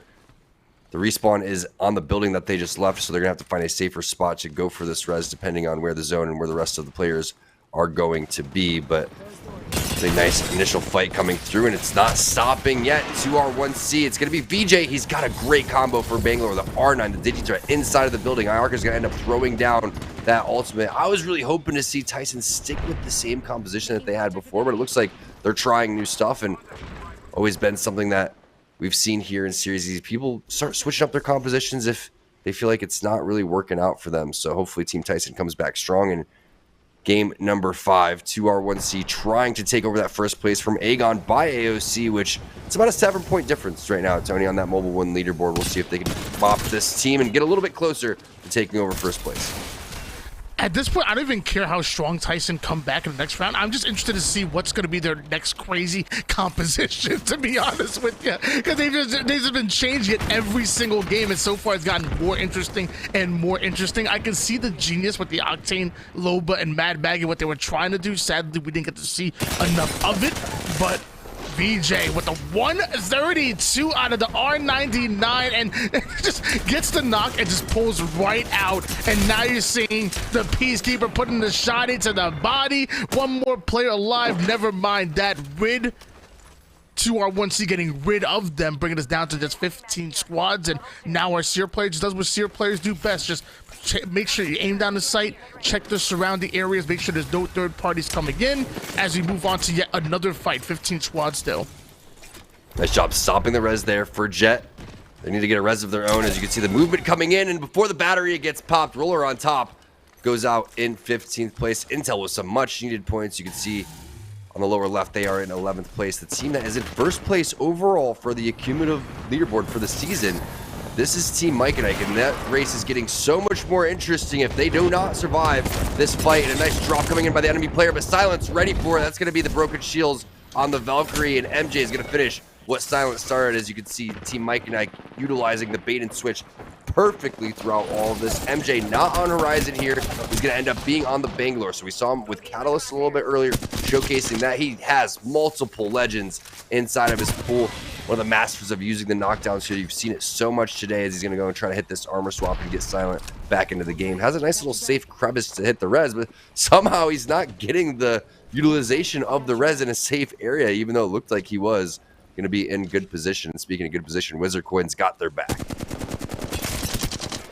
Wizard Coin watching that res perfectly, and now Mike and Ike back to fully loaded. Looks like a 3v1, make that a 3v none. There's ATHHBY getting taken down, and Razor another gunfight. Love the action that we've been seeing so far. Lots of times these tournaments can be slow moving, and you'll see a lot of squads going into those final circles, but not this one. These teams are willing to fight, and I'm loving every last bit of it. Razor obviously winning this gunfight. It might just be a 3v1 that they're waiting to actually take down that final player. Sitting up high, making sure nobody comes in for the third party. Easy damage by Blitz, allows his teammate to come in for the cleanup, but where did the rest come in? It's free agent players chasing down this gunfight. Razor get eliminated, and I don't think Razor were able to deal with that final player, so now we have maybe a 3v2 at the moment as free agent players looking to make their presence known once again. Nice job popping the shields of Seared. You can see the Seared ultimate scared them, so they push into the opposite building, and a nice job of utilizing the window. Looks like a 3-on-3, Tony, as everyone's fairly healthy on the opposite side. The smokes are going to go down. They're on top of NorCal. Bin with the movement with the smokes, and it was actually a full wipe onto NorCal. Nice job there from FA players. You could see how confident they were, the aggression that ended up coming through. Perfect utilization of the Seer ultimate as well. Seen a lot of R9 Nemesis today. I feel like that's a lot of the combinations that people are electing to go and use, but also the Prowler. If you haven't noticed that people are starting to pick that up a lot more, well, welcome to the current gun meta. It's weird how not a lot of changes have happened with certain weapons here and there, but the Prowler just makes a resurgence again. Yeah, I've been told that actually people are picking up the Prowler over the car, which, you know, not too long ago the car was like that the SMG. You know, it was even worth crafting and getting out of position in order to grab that weapon because it was just that good. Now R99 buff, you know, that's obviously going to see some incredible play. But now the Prowler's coming in, as if you could hit your shots and obviously get a mag on it because it's a fairly short clip, it's a very dangerous weapon. I'm not really surprised that these players are deciding to really take over, especially if you're on a controller. Hit your shots, make your opponent pay for missing just one or two of theirs, and just keep it moving. It's back, the 2x on the wingman. It's VJ with it in hand, and he's looking for some blood. That thing is loaded, though. He's got the blue mag on it. He's got the skull piercer. What a headshot is going to do a ton of damage, but there goes the Rolling Thunder. It's matched right by another.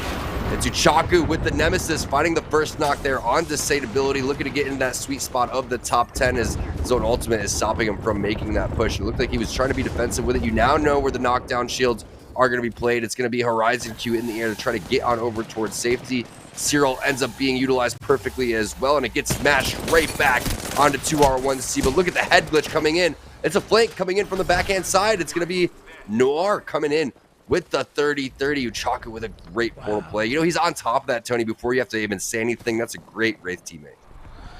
Wow, I mean, I loved where 2R1C were thinking right there. You know, they countered that Bangalore ult with one of their own. You know, the teammates on the team were like, don't worry, that's my ult, play through it. And he drops his ult. Like, oh, I'm taking damage. It's not your ult. It's not your ult. So I love this start. It obviously was an aggressive start. It looks like they did the damage they wanted to, and they were pushing the way they wanted to. Eventually, they're forced the portal back. This is where Wraith gets a ton of value here. You're able to reset at a distance, especially with that buff. But the Prowler, oh my gosh. If the Prowler re-knocks, that'd be hilarious. I was waiting for that. I was like, all right, who's going to actually shoot the Prowler here in this instance? But this is the fight that originally was started by 2R1C. Now FA Players is getting involved. The cheeky angle through the window. You can also end up shooting through the roofs here too, so you got to be a little bit careful if you're inside of this building. Instead of shooting, he's going to elect to throw the grenade into the roof. Look how sneaky this angle is. No. Oh Oh my gosh, I love, even without the stick, I love that nade placement. And with that, you have 3 members of free agent players rushing in 91 to start off that fight with the Peacekeeper. You don't stand a chance when free agent players are playing big brain like that. What a nade to start off and what shots to finish it.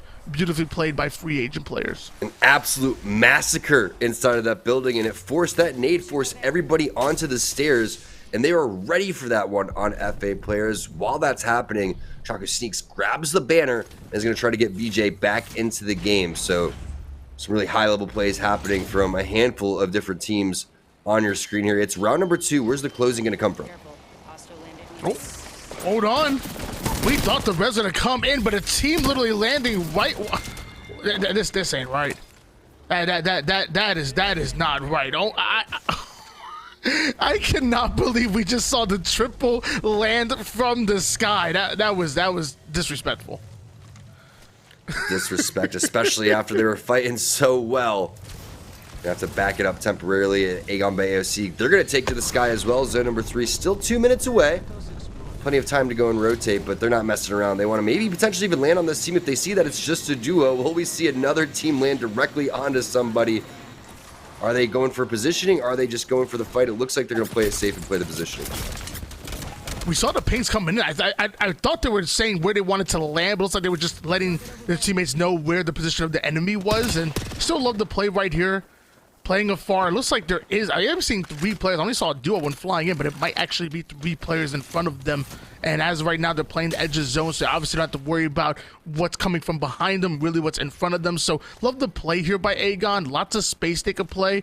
Would love it more if it was like a Watson defense up a little bit, but still not bad whatsoever. 10 squads remaining and 1 minute and 17 seconds left in this zone, and we're seeing yet another battle. This time it's Inner Nerd Gaming. They're going to get out of there. Nice job from Matt and Cloaked, putting some cover down as the Seer ultimates are going to be used from both teams. This is a big fight because they need to go and push inside of the zone here very shortly. It's only a minute, so the longer this fight takes place, the most likely they're going to have a hard time with the rotation. There goes MJ with the Nemesis onto Jet. So this is Mike and I going up against Team Intel. Big fight coming in for our partnered squad that's going to have implications on the overall accumulative leaderboard, and Mike and Ike is trying to hold on to that first place area. The man on your screen, MJ, the MVP of season number 5, trying to do some big things here at the end of season 6 in our final night. And he's going to be able to get a flush there on the Jet. Meanwhile, the other team we were just talking about, Aegon by AOC, they're answering it with some kills of their own. It's Orioles with the R9. We've seen so much R9 today when we're talking about all the different weapons. The car definitely a little bit out of style because this is the weapon that everyone has been utilizing. And Mike and I really desperately need these kill points right now. You know, you find yourself in 8th place, 18 points total. And if you have any chance of making it into the top 2, you have to have a big game. By the way, it's Team Aegon sitting up top with 51 points right now. So you are playing catch up at the moment. Smokes are in. Digi threat is out for MJ, but instead of actually forcing themselves into that building, instead they're gonna zone out. They're pinging left and right, saying, "Look, this is not the fight that we want to take. Let's smoke them, get out, use that as a distraction." And MJ going to, oh, excuse me, Mike and I going to live to see another engagement. Yeah, speaking of zoning out and speaking of catch up, what's Team Tyson up to? I got eliminated a little bit earlier. Sorry, I got a little distracted there. I'm still hungry. The conversations we were taking place a little bit earlier as Team Intel has to do this without Jet. Remember that was Team Mike and Ike who was able to lay some hurting onto Team Intel, and unfortunately for them, they're gonna have to make a rotation directly into multiple teams. Aegon by AOC, they took the rotation up on over towards this high ground. You can see Seer Ultimates inside of the zone over here. There's gonna be some easy pickings here as round 3 will absolutely eat you alive. Chief going down. Orioles continues to pop off with this R9. He's not done yet. The thirst happening as well. Another player with the purple shields. It looks like they're in their sights. You just got to be worried about the third party, and that's why the pings are going down from Orioles. Just for fun, getting eliminated, bring us down to 9 squads. It looks like we're about to be down to 8 real quick. Look at the angle that turns have on him before they return any damage. He's able to put max damage onto multiple different players, and hopefully his teammates are able to pick up the pieces here. The res is already in as High Peak and VKS go down to 7 squads. We go with 1 minute and 28 seconds on the clock. Let's switch gears back to Mike and Ike, who looks like they're going right back in the fight. They see the res in. They say, you know what? We let you live, and you're going to res in front of us? No, absolutely not. Coming with the shots, but I believe they might have been able to get that off. I'm not sure. Very close. You can see that it was being utilized. Okay. And the respawn does There go we go. down. So a little bit of back and forth happening with 3 squads in the area. 50 seconds. Is that enough time to be able to maybe get some loot here inside of the building and then still make your rotation? This is the problem for Nerd Gaming, though. They don't have a rotation legend on the map right now. The best thing that they can do is get this man on your screen back into the game, get his shields back, and then use those smokes to make the rotation. I feel like Nerd Gaming got really lucky the fact that Mike and Ike weren't the only team there, because you have 2 duos that are sitting outside of Mike and Ike's point. So Mike and Ike want to get value and kill those 2 players, but they have to deal with the other team as well. So it's not really a 3v2, it's more of a 3v2v2. So they're able to get fully loaded and get that respawn just because there was another duo by, and Mike and Ike just couldn't commit to that. Now their 2 are fighting. Mike and I back right down and say, okay, you know what? Let's wait for the knocks, and then we'll just third party in, or we have an option to rotate over towards the inner zone. So round 4 closing in. Still 7 squads remaining. I think Mike and I played that well with the situation, it being a 3v2v2 as opposed to just a 3v2. That's a great point. They elected to go and play the rotation, get ahead of those 2 teams, so that once the zone closes, they are going to be able to give themselves the best opportunity to pick up some kills. Right now, VJ is going to have to back off the Rolling Thunder. They find a little bit of safe spot in between these rocks. They have to get through all of this visual clutter, though. The smokes coming down from the Rolling Thunder, plus the smokes coming in from VJ himself. 1 second until he has the next one. MJ gets a knock there with the flatline, too, plus the thirst. He finds another one immediately. How is this guy knocking people so fast? Got the shots. What do you expect? I forgot, it's Gaming. MJ. I told you, man. He got the moves like Jackson. He got the shot of Jordan. And it's as simple as that. One of the better players here in the Esports Arena Series E. It's always a treat to watch him and all of Mike and Ike. But now, with the knock coming in, Silent going to be the first one to go down here for Mike and Ike. And will Aegon by AOC make them pay? Apparently they will. Our Bangalore player in Force forces his way right in, gets that early damage, pulls right back out, just playing a little bit of peekaboo, but this time with guns, not like your 3rd grade game back in the day. It's for higher stakes here as Mike and I get eliminated, and now the third party is starting to move in, so now you have to angle out, get your shields quick. They're surrounded and really being caught over towards this one rock. Nades are coming in left and right. This is not where Aegon want to be. They have to headbutt their way out of the situation. It looks like that's what they're trying to do. Gaiosi ends up going down. So does Dan Pride here. Aegon, despite being in a terrible position with nades coming left and right, getting surrounded, they force their way out and take on the third party. Oh my gosh. 2R1C waiting in the wings as well to collapse on this. Mike and I going down to Aegon by AOC is huge for the overall leaderboard and the cumulative leaderboard. Aegon by AOC goes out in 3rd place, but not before taking down their #1 competition to try to take 1st place in Series E with a team that's looking for the hunt on Aegon by AOC. That's going to be free agent players, the team in 3rd place, plus 2R1C, the team in 2nd place. A lot of points to be had here, Tony. You're getting the 3 points for the kills, plus the extra 3 points for the placement. This is a 6-point swing for whoever is going to be able to walk away from this fight. Another Kraber in hand at the end game. This is going to be big for Ben if he hits a shot. Is this like some kind of glitch? It says that free agent players have 44 points. But going into this game, they had 24. Is this a 20-point game? Look how many kills they have. Free This is agent a players? big Oh my game. gosh. Look at the damage as well from Ben, but this is our most experienced team on the opposite end of them for final circles. 2R1C. Ben not able to hit that first Kraber shot. He's got 1 more left. Very reminiscent of what happened to Turns in the previous game. A little bit different in terms of the angles. Look at what VJ's taken with the head glitch over here. Basically a sitting duck inside of the water. Big 140 there coming in from Ben. Nellis is climbing up on towards the height to try to get the armor swap for Ben, and he's able to do so. It's a red armor to boot, plus the digi threat inside of the smoke. Free agent players really turning it around with that Kraber shot on the back of Ben. Yeah, it was a beautiful quick scope shot and beautiful shots coming in, but I believe they're still in a 2v3 at the moment, so numbers not on their side here. Well, actually, it's a 2v2.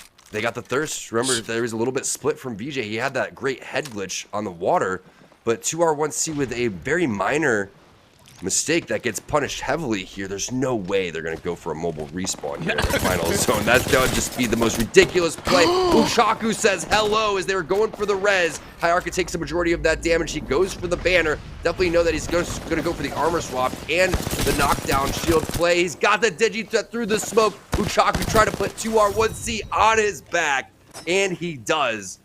These guys are gamers.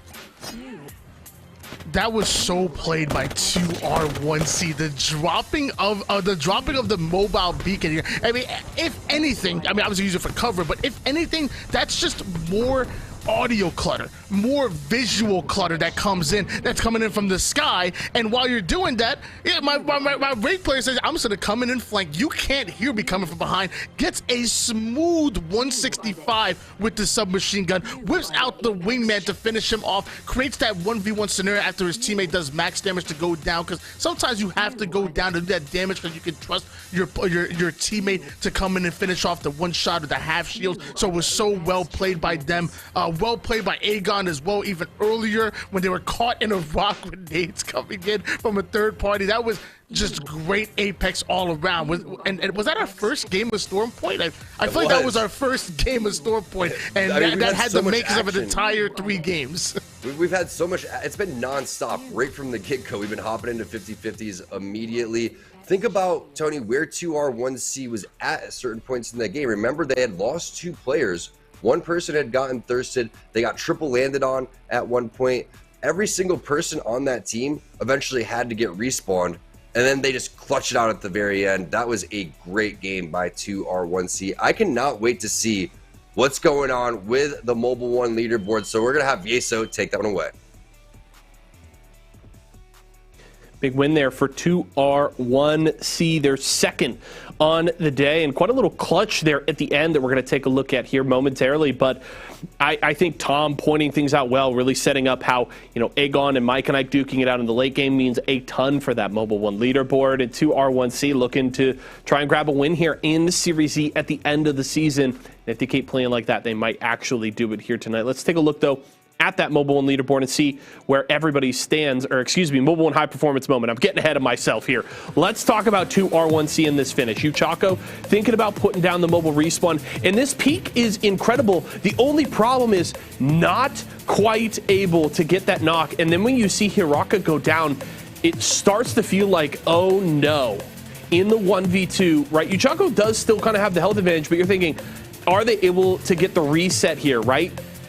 Does Neelis maybe get an armor swap or is able to get off a battery and turn this around? And it doesn't happen, because I initially thought when Uchaku takes this peek and gets this just gorgeous beam right here, and it almost looks like Uchaku gets hit reds right there because you see the hit markers, but Neelis actually doesn't go down. Maybe it was on a knock. I'm not 100% sure, but it honestly looked like Uchaku may have just missed out on winning the game, but thanks to that digi threat and the smoke being laid down just before, actually had all the sight that he needed to finish off those last couple of players. So well done from Uchaku, clutching up in the 1v2 and winning that game for 2R1C. Now let's look at that Mobile One leaderboard, see where everybody stands, and it's still Aegon in first place, 70 points on the day through 4 games. That is a huge showing from them here at the end of the season. 2R1C back in second place here,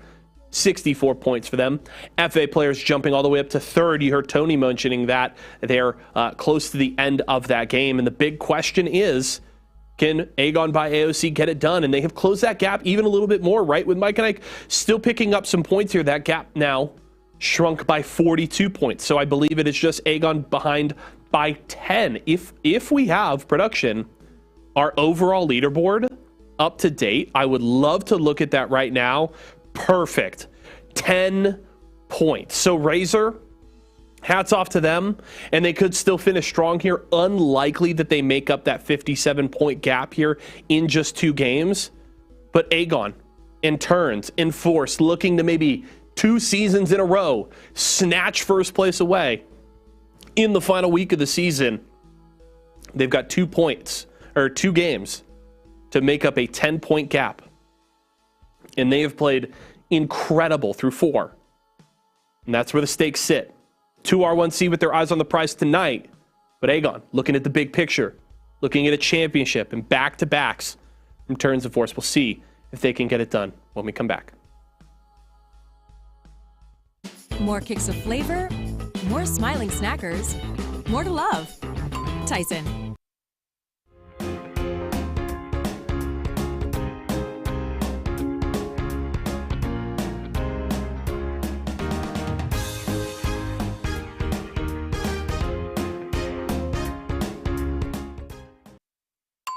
Tyson boneless buffalo bites have that tasty kick of flavor, so they're perfect for any get-together. If there are any left when your guests arrive. Tyson Anytizers Chicken. More kicks of flavor, more smiling snackers, more to love. Tyson.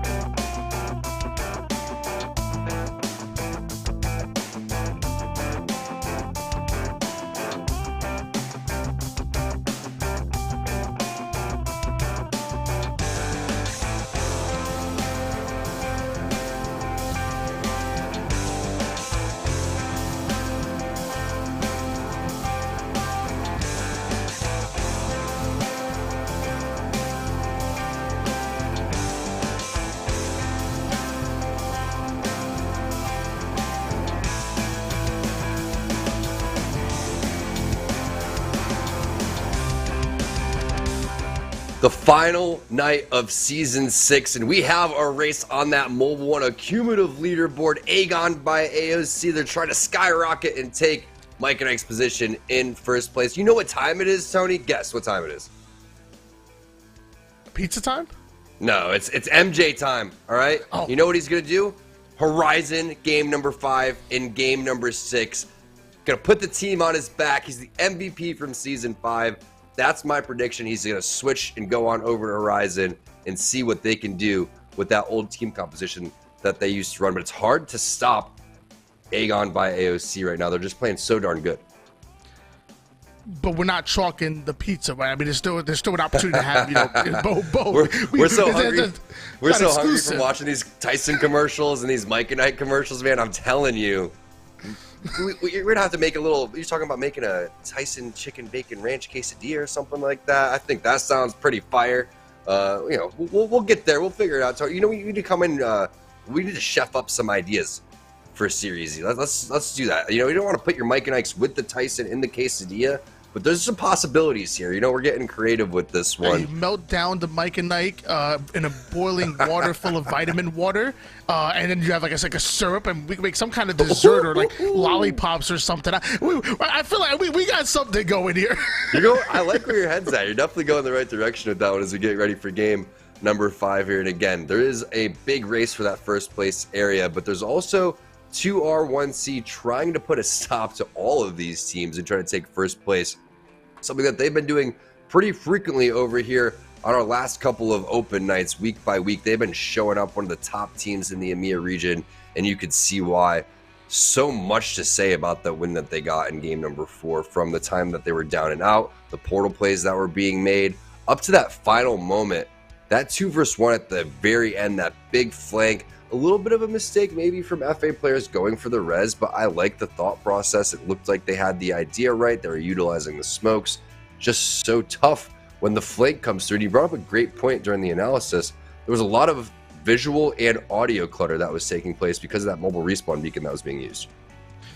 Yeah, and you talk about the cumulative leaderboard a lot. Like I don't know if we took a look at it at some point in time while Yisa was on board, but I mean, here we go right here. I mean, Mike and Ike, when Mike and Ike started today, they literally had over a 50-point lead on Team Aegon. So the fact that Team Aegon have been able to bring us within 10 points of Team Mike and Ike is really crazy to me. You have 70 points right now. Leading the lobby is Team Aegon going up against, and then Team Mike and I currently in 6th place with 28 points, which usually we've known Team Mike and I to have those big bomb of games. Team Aegon understood that this game, this leaderboard was still wide open, and they still had the ability to climb and to pull off a crazy win, and they put themselves within striking distance of doing so. You have 2 games still. You still have 2 games.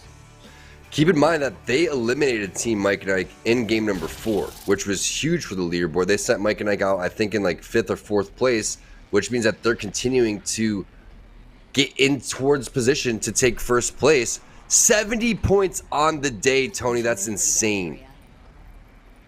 I'm gonna be keeping my eye out on both Team Aegon and Mike and Ike, because obviously you have the cumulative leaderboard. Also, Team 2R1C have been absolutely incredible all tournament long. They're only 6 points behind Team Aegon as well on the leaderboard today, because don't forget there's prize pool being offered today as well. You have that bragging rights of being the top partner team, but still, 2R1C, they trying to get paid. Free agent players not that far behind. So much on the line here. We're going to keep you guys updated with both of those leaderboards throughout these final 2 games. It looks like there's a team that contested where Aegon is, but the loot was so bad on their side that they ended up having to back off, and you can see the purple armor is a little bit scary in this situation. Plus, this team has absolutely nothing to lose. When you got to play a little bit safe here, you don't want to get eliminated early, and you're trying to go for that crown, you have to back off. But ATH, XHVY, they are on the hunt right now, and they are trying to track down where Aegon is going to go. You can see the pings happening as well. Not the best in terms of ammo here,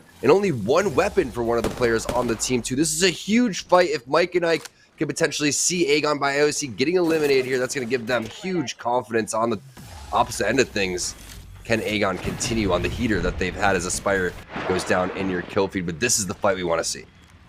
ATH only having 1 player with purple shields at the moment. Meanwhile, the other 2 having the white. They start to go down. That's going to hold CR just a bit, able to slide through most of that damage. But our only player with the extra shields ends up going down, trying to make a bit of an individual play. And the team shot might have been a bit too much. Now a 3v2 Aegon already having points on the board, but having the lead not only in this tournament, but also in this fight right now. They collapse in. Early damage with the car. Trying to find that second player. Information is key. It looks like he found him. Not where he expected, but 2v1, 2v none. ATH get eliminated, and that's just more points on the board for Aegon by AOC. 7-point difference now for 1st place overall. 2 games remaining. We're here in game number 5 in the last night of Series E for Season 6. Stay tuned for Season 7 details as we lay those out at Esports Arena on Twitter. Make sure you give them a follow for all of the information that you're looking for Series E-wise. Now Team No Name making their rotation, trying to find out if there's anybody in the vicinity. You have the scan there if you want to hit the beacon scan. It looks like from some player outlines, you find 3 players directly below them. I'm not quite sure if they're aware of this, but it looks like they're playing this fairly safe, and now it's been recognized. Reinforced doors work well when you're trying to hold on to that second level of a building, but it also gives information to the rest of the team, or to enemy teams, letting them know that there is a team most likely in this building. So No Name trying to once again get the information. They can't hard commit until they find out exactly where this team is, and now Gyozi taking a lot of damage from that mid player, forced to back down, take height immediately. But now No Name, they have a decision to make. Are they going to hard fight, especially with that Seer ultimate down, or are they willing to rotate out? Looks like they're chasing. It looks like they're pushing up. So tough to get through these reinforced doors, though. And just prolongs the fight. 4 kicks is what it takes. Somehow gets it in 2. That must have been kicked a little bit earlier, but there goes the counter scan and the counter serial. That's the opening damage that you're looking for. Plus, you realize that this team has gray armor. That's all the information that you need as Chix gets the knock onto Diz. Looking for some more blood as Team No Name, but again, the reinforced walls put in some serious work. That's how you get rid of them. Hit him with the grenade, and the chase is on here for Team No Name. Hit him with the Kung Fu style. Hostic goes down, 1 player remains, and that's all she wrote for Team Just for Fun. No Name had to push through the down door that was the creative one, so 2 kicks on that one. Then to push to another reinforced door that was still up. That would have been 4 kicks. Then to missile that down, like just going through barrier after barrier to chase down that team. But eventually they find what they were looking for, and High Peak found the fight that they're looking for at the moment. Excellent damage by them and really taking a minimal back. You see the Catalyst ult in as that team is trying to get out of the situation, but High Peak is just hunting them down. And although No Name worked well in order to get the first round of slays, they weren't able to get the second. But now we see yet another 5th, 6th, 7th party, and I'm pretty sure none of them were invited. Hey, nothing wrong with showing up to parties you're not invited to, okay? They should have sent the invite, been nice people. Otherwise, this wouldn't have ended up happening as Team NorCal is looking for some blood. The shots with the R301. We haven't seen much R301. And it makes you wonder, it's because the Nemesis is just so in style right now. It's crazy when one of the most versatile weapons isn't picked up nearly as much. Just goes to show you how much damage this new weapon can do in certain scenarios. But Aegon by AOC loses out on turns. Their IGL, and that is not what you're looking for. And guess who it is? It's Team Mike and Ike. It's MJ, not on the horizon as anticipated. He's on Bangalore still. But huge turn of events there as turns gets eliminated. Yeah, we saw Team Aegon get the kills they were looking for earlier. Mike and Nike getting a big kill on turns, but it's still only 1 kill. You know, you don't have extra value per player depending on, you know, how valuable they are to their team or how good they are as a player. So Aegon by AOC, down a man, going up against Mike and Nike. This is a very important battle. Again, we talk about that accumulative leaderboard. 10 points behind Mike and Nike is Aegon by AOC. Can they play for the banner? Can they play? Do they try to play to the 2v3? Are they going to rotate as a duo? I don't even know what's Aegon by AOC's play right now. How is he getting shot at through this? This rock is broken, man. There's no way this rock is not providing cover to Orioles. Someone's got to look at this rock and say, man's PC. What is going on? Yeah, check that man's PC. This has to be the play, though. There's going to have to be a smoke and maybe a Force ultimate coming forward.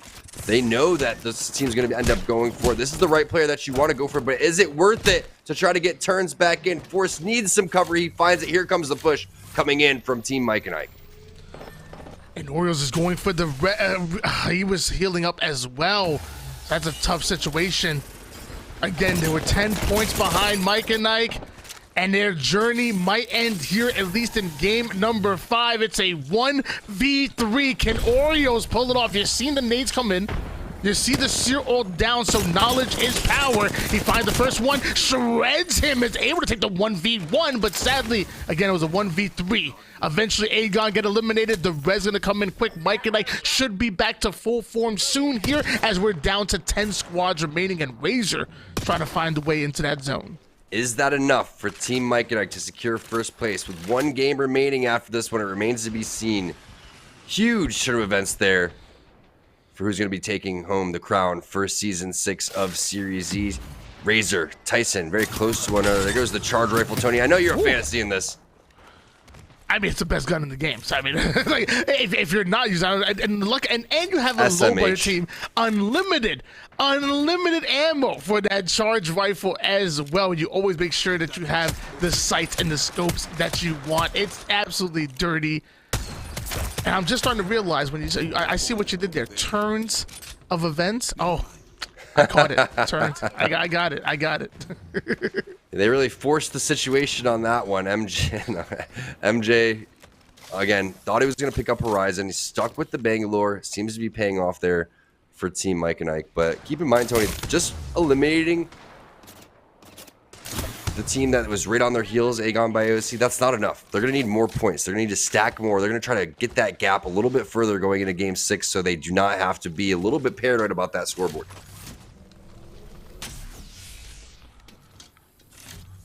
Love Tyson's position here.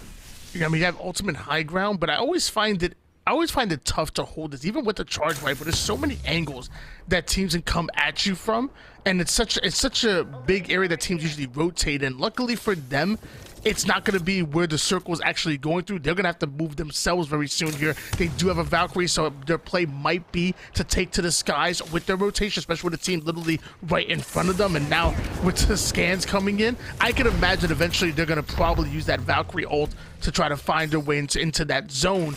But in 40 seconds, round 3 is coming in. Free agent players taking the elevator up. This was not the floor he wanted to be on, and eventually they're going to go right back down to the lobby is where that elevator is going to lead them to.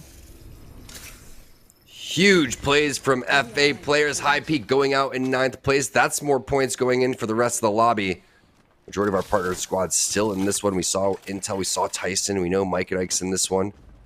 What's going to be the play from Team Tyson here? They've played a different team composition every single game, Tony. Is it going to be this time that they get the dub with your girl, Loba?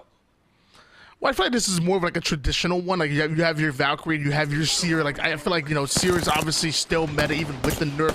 Valkyrie still has value even though we tried to nerf her as well. And I think Loba, it just provides so much value between the brace of being able to take space, take height, get out of a situation like you mentioned before, crafting banners, and of course that ultimate is max value whether it's early game or end game. I feel like now they're playing a little bit more of a traditional comp that I like to see, even though you could probably exchange that Loba out for, you know, a Bangalore or Catalyst or many other characters as well. It's like the best creeping barrage I've ever seen. I've never seen such AoE in terms of controlling the space as Hyarka had to get out of there. Meanwhile, in their kill feed, you can see LNW losing out on 2 players. It's a 3-team fight, actually, because you have Razor involved with that one as well. As this is the last spot you want to be, is in the water for 2R1C to pick you apart. Keep in mind, with Aegon by AOC going out a little bit early on the hands of Team Mike and Ike, this is the squad going for first place on today's leaderboard.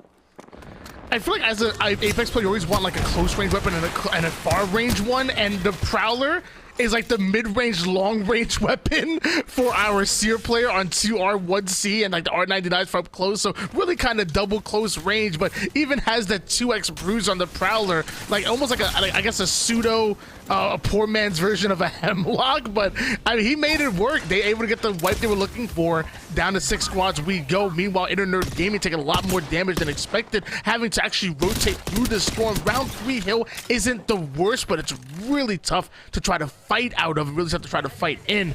Razor looks like they want to loot up, then move out. 2 minutes to round 3. We'll turn to round number 4, and we have a lot less squads than I thought we would.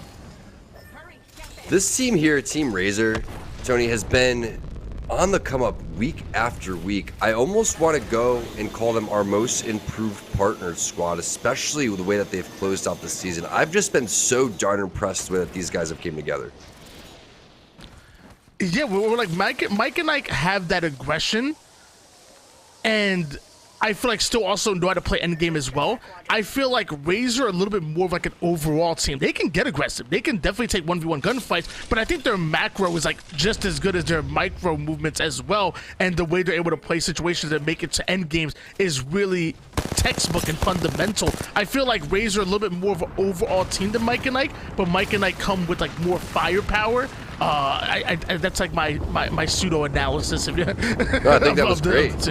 I think that was spot on. And realistically, when you look at how Razor plays too, they're very position oriented. I think that's one thing we've seen. For example, when they got in early over towards Thermal Station, we keep seeing their face in these final circles pop up numerous times. Are they closing out the games in crazy fashion? It's kind of like a slow incline for them, just picking up points game after game. And that's what you're looking for, is that consistency. That's what makes you at the top of these Mobile One leaderboards, and they're starting to show that right now. Another team that's been consistent today, this team on your squad, FA players, looking for one more player, and it's not going to be that hard once you know exactly where they are with the Seer scan. And it's so tough. I don't even carry a Phoenix anymore. With the fact that you know there's going to be a minimum of, what, like 7 to 8 Seers in a lobby, I feel like Phoenix kits have gotten nerfed just from the meta of Seer. Like, I would much rather play a gold armor and just play cells, just to play any Phoenix any day, because I feel like at least those cells come in quick, that if somebody's able to interrupt my cell, cool. I'll come right back in, less than 3 seconds later. later, I'm right back in the fight. Meanwhile, Phoenix Kid, you know, you're dedicating, what, like 10 seconds to that heal, and you get down to like the final 1 or 2 and end up getting interrupted. That was devastating. Eventually, the Storm ended up doing most of the work there. That was really tough. I know It's Mad is really frustrated with that one. This is the points that Mike and Ike needs. Holding on to the high ground, such a powerful position to be in. The flatline Prowler, so much heavy ammo needed for instances like this, but you have a lot of utility coming in here for NJ. He has 2 nades, which is perfect for trying to flush these players out. You really want to hold on to those towards the tail end of the game, but he's only 58 away from charging this purple up to a red, which is going to be huge. Meanwhile, another partnered squad, Razor getting involved with the charge rifle. Nellis ends up going down. Not a lot of damage from Mike and Ike, but still the game that they're looking for. They got the team that is on their heels, Aegon by AOC, out. They're in good position, trying to get some extra points here. Widen that gap. It was, at one point, a 7-point difference between these 2 teams for first place. Team Razor, another team that was kind of in position to usurp Mike and Ike at the beginning of the day. They haven't got the same amount of points that Team Aegon have, but they do have the lead going into this 5th matchup here. 39 points versus Team Mike and Ike, which started with 28 points. So, I mean, it's still possible for Team Razor. If Team Razor are able to pop off and keep that consistency, which you said they're really well known for, there's a chance that we see Razor in the mix as well. But 2R1C, one of the heavy hitters in this lobby. If Mike and Ike, Aegon, or Razor want to get the points that they so desperately need, one of the teams they will have to go through is 2R1C. You're seeing from 70 points to 80, already 10 points to their name. With 5 squads remaining, they can add some valuable points here because there's still money on the line for today. Very interesting. 2R1C almost helping out Aegon by AOC, the 2 teams that are just posturing for 1st and 2nd place. And Mike and Ike goes out. That's going to make things very interesting in this final game, Tony. It's our last night of Season 6 here in Series E. Thank you guys so much for joining us wherever you're watching. Make sure, again, that you stay tuned for Season 7 details. Follow at Esports Arena on Twitter for that information. But 2R1C, 82 points. We know that Aegon had around 73. They're trying to, again, widen that gap and see if they can take first place again here, coming in from the EMEA region and playing on these NA servers. What a treat it is watching these guys play. Yeah, and it's not facing them one bit. If I have 1 ping higher than my normal, I'm flipping out. But they're doing good all the way from across the pond.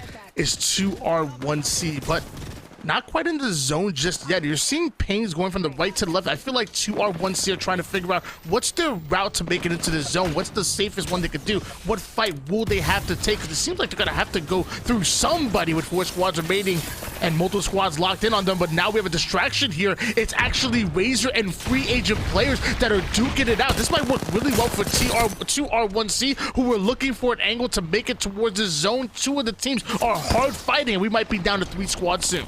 We're talking about the lack of card play that we've seen, but when you have that gold mag, especially if you can use a light or heavy mag on the weapon with the digi threat, that is huge to try to get into these buildings. And the window angles are so well played here for FA players. As you see, One Worst, he's going to end up using an ultimate accelerant to try to get his Seer ult back.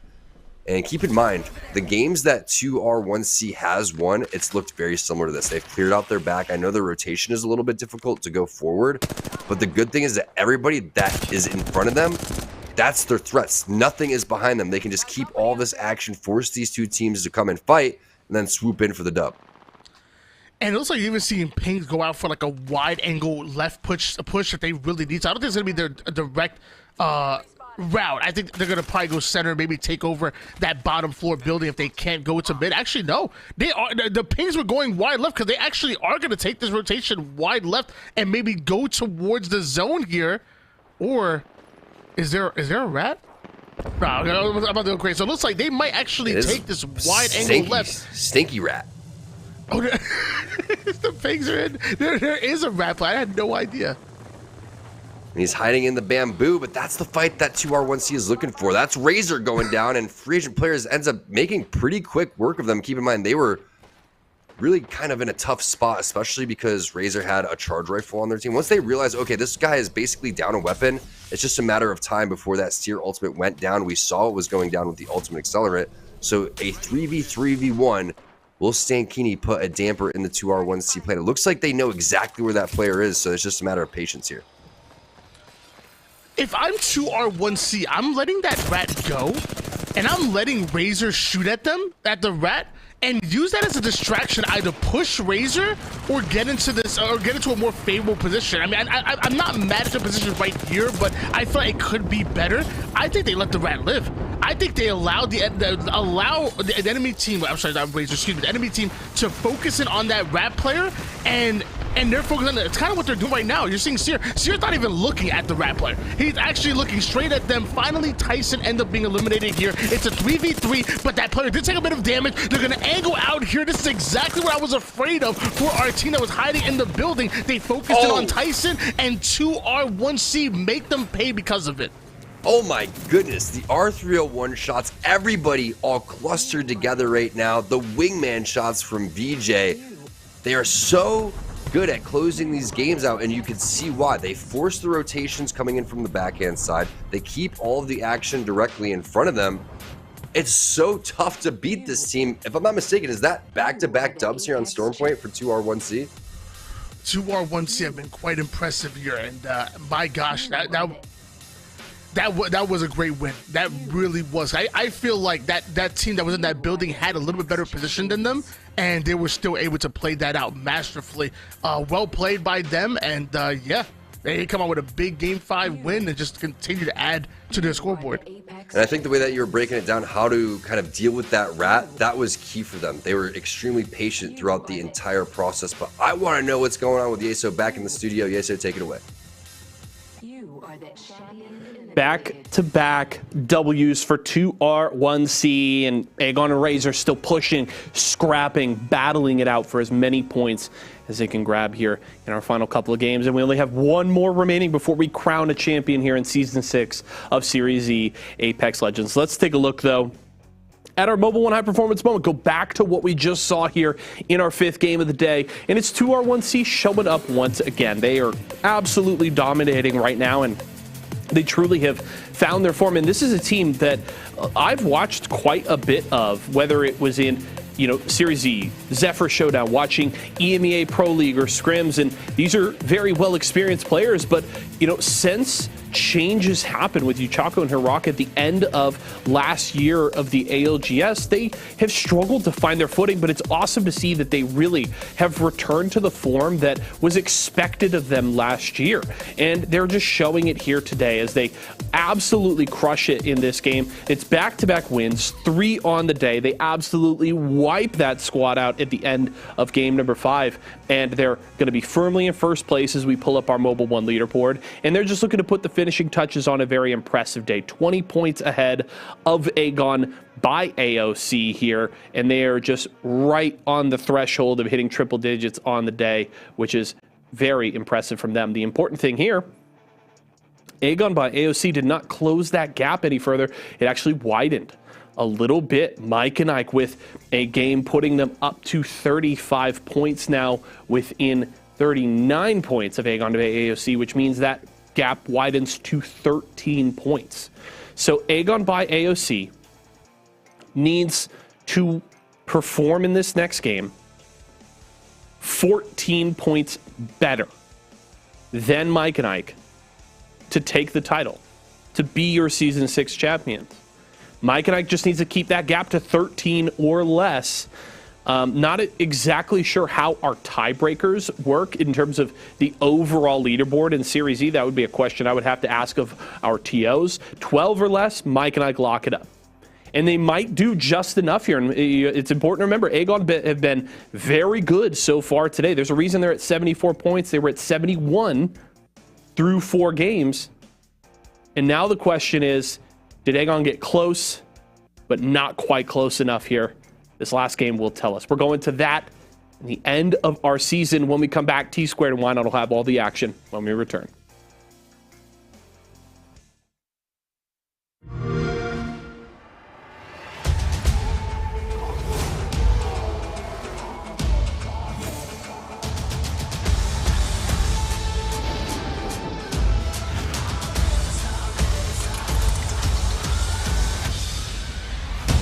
The view was real nice. When you're at the top,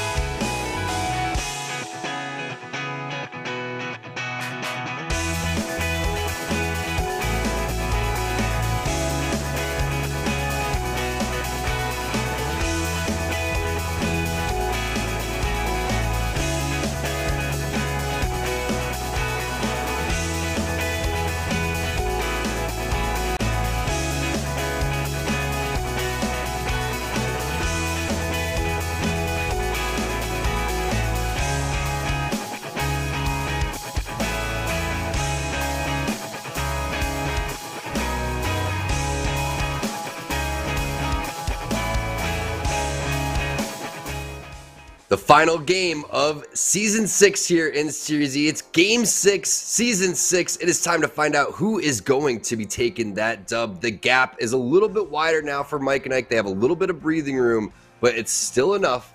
And Aegon by AOC, the way they've been playing today, it's completely possible. Tony, gotta ask you, man, what's your prediction for what's going to happen?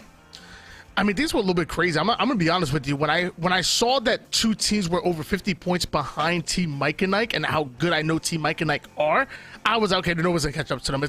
They're gonna run away with it. And little did I know, Team Aegon were gonna open up and eat away at that lead and do it so well. So I'm gonna say that Team Aegon catch up to them at least today, and I would say Mike and Ike end up beating them out by, say, maybe single digits is what I'm going to go by. And I still think TR1C take. I think two R1C are playing great. They have a 20-point lead at the moment. Not to say that's impossible to eat at, but the way they're playing, I'm going to go with they win it. Team Aegon end up losing out by Team Mike and Ike by, say, 6 points, we'll say. All right, let's talk strategy. If you are... You know you're getting 50-50'd already if you're Team Aegon, but what if you took the 50-50 rate to Mike and Ike? I know it's a disadvantage going to their landing spot and their like home court, but if you're trying to get them out of there, Think about how Mike and I could just slow play this. They get into their spot, they get to their POI, they get their loot, and they just kind of coast. You know that the pressure is on Aegon by AOC because they need to get a handful of points. I think it's a 13-point discrepancy, is what Yeso was saying. So it makes it kind of complicated in terms of what is the strategy going to be, because you do have 3 potential free kill points at your landing spot. Do you take that, Tony, or do you go and send it right on Mike and Ike? Me personally, I don't have an ego when I'm gaming, so I feel like I personally don't headbutt Mike and I. I feel like I understand that Mike and I are damn good and very comfortable in gunfights. I feel like MJ is an absolute star, and he has 2 supporting players that just know how to stay alive, know how to cover angles, and know how to play around his aggressiveness. So I feel like I don't have an ego, so I'm not gonna do that. What I would instead like to do, and again, this is nothing against Aegon, because Aegon can fight as well. We saw turns and his crazy movement. If anything, I would say maybe 50-50, maybe go and steal some of these like bottom level teams, like if you know where they're landing, and you know that like, teams like Razor and other teams are eating off of these early 50-50s. I say go after them instead. That would be my strategy instead. With shots like that, you can take the fight basically anywhere. Tony says, I'm the most humble player in Apex. I don't have an ego at all. I'm the perfect teammate. I'm just messing with you, Tony, as you see the knocks going down from both sides. It's going to be NorCal getting some knocks, and it's Aegon by AOC. It looks like the strategy that you had in mind, Tony, it pays off. They stick to their game plan, and it works out. They get those 3 kill points that they needed. Yeah, easy kill points by Aegon, by AOC, taking out ATH. I do apologize, ATH, that your day's gonna end a little bit early, but I'm sure we'll see you again in another open events in the future series. Season 7. I'm sure right around the corner. As Tom said, Twitter.com/esports arena, so you can find out all the live updates and also turn the notifications on right here on the Twitch channel. That's right, and this is the team to watch right now. Aegon by AOC and Mike and Ike. We're talking about our favorite spot to fight, Tony, is the mill. I wish there was more POIs like this, because if you're not familiar with this POI, in the middle there's 4 bins, and whoever lands at those bins typically has a huge advantage because there's almost guaranteed purple armors, sometimes gold armors that are there. It makes this whole dynamic kind of crazy, and you know we're big Halo fans, so we know like if we have the overshield in the middle of this POI, who's gonna fight for it and get for it? Right now, it's the Geeky, who's already taken a win today, if I'm not mistaken. 2R1C has dominated that category, winning back-to-back so far on Stormpoint. Chick's getting some knocks in the kill feed, but Dame goes in on a Reptilian, not able to connect with both PK shots. A big 92 for the second one. Now it's all up to Paxi in this 3v1. It's tough to win in this type of scenario, but all 3 players are going to be weak. They're going to have to hit the armor swaps. That's not the case right now for Icy, as Paxi goes, hits the cell. Doesn't have the battery. A little bit of a whiff of a shot there. The reinforced door comes in and makes it so much more difficult for Paxi now that you know the armor swaps are taking place, plus potential third party coming in. I think this is the right play. Get out of there. Reset. Maybe you can go back for banners if you get lucky, but at this point, I feel like you're just playing this one out as a solo. Look, Geeky have had a very like hit or miss kind of day today. Like they're either flying or they're having a little bit of a tougher time here, and that's maybe the second or third time we've seen Paxi's being left on his own here as a rat player early on, as he's like shooting out 3 different players. Love that, but eventually Le Geeky end up going down, and we have a new kill leader here, Rid, bringing us down to 17 squads. Make sure you guys share the stream if you guys are new and just joining us. This is the final game of Season 6 here. We have the accumulative leaderboard going by. This is the team in first place in the overall Mobile 1 leaderboard for today. It's 2R1C. They've been putting in a huge amount of damage on everybody. 94 points overall. This man on your screen, Uchaku, has been a monster on Wraith. Gonna have to get rid of these fortified doors and push their way, and that's exactly what the plan is. Rushy goes down first, Icy goes down second, and it's Uchaku again with the big damage. 332 just in that team fight alone. As soon as I saw that nade on the ground in second level, I knew Hyara was gonna pick it up and drop it immediately to bust down that door, and eventually they bust through the defenses that are coming in. But now here come Aegon by AOC, and I don't know if they know who their opposition is. Like Aegon AOC thinks it's a fundamental third party situation. They feel confident within their gunfights. They know how desperate they need the points, but this is not your run-in-the-mill team, if you will. This is a real contender that they have to go through here. But Aegon, oh, there we go.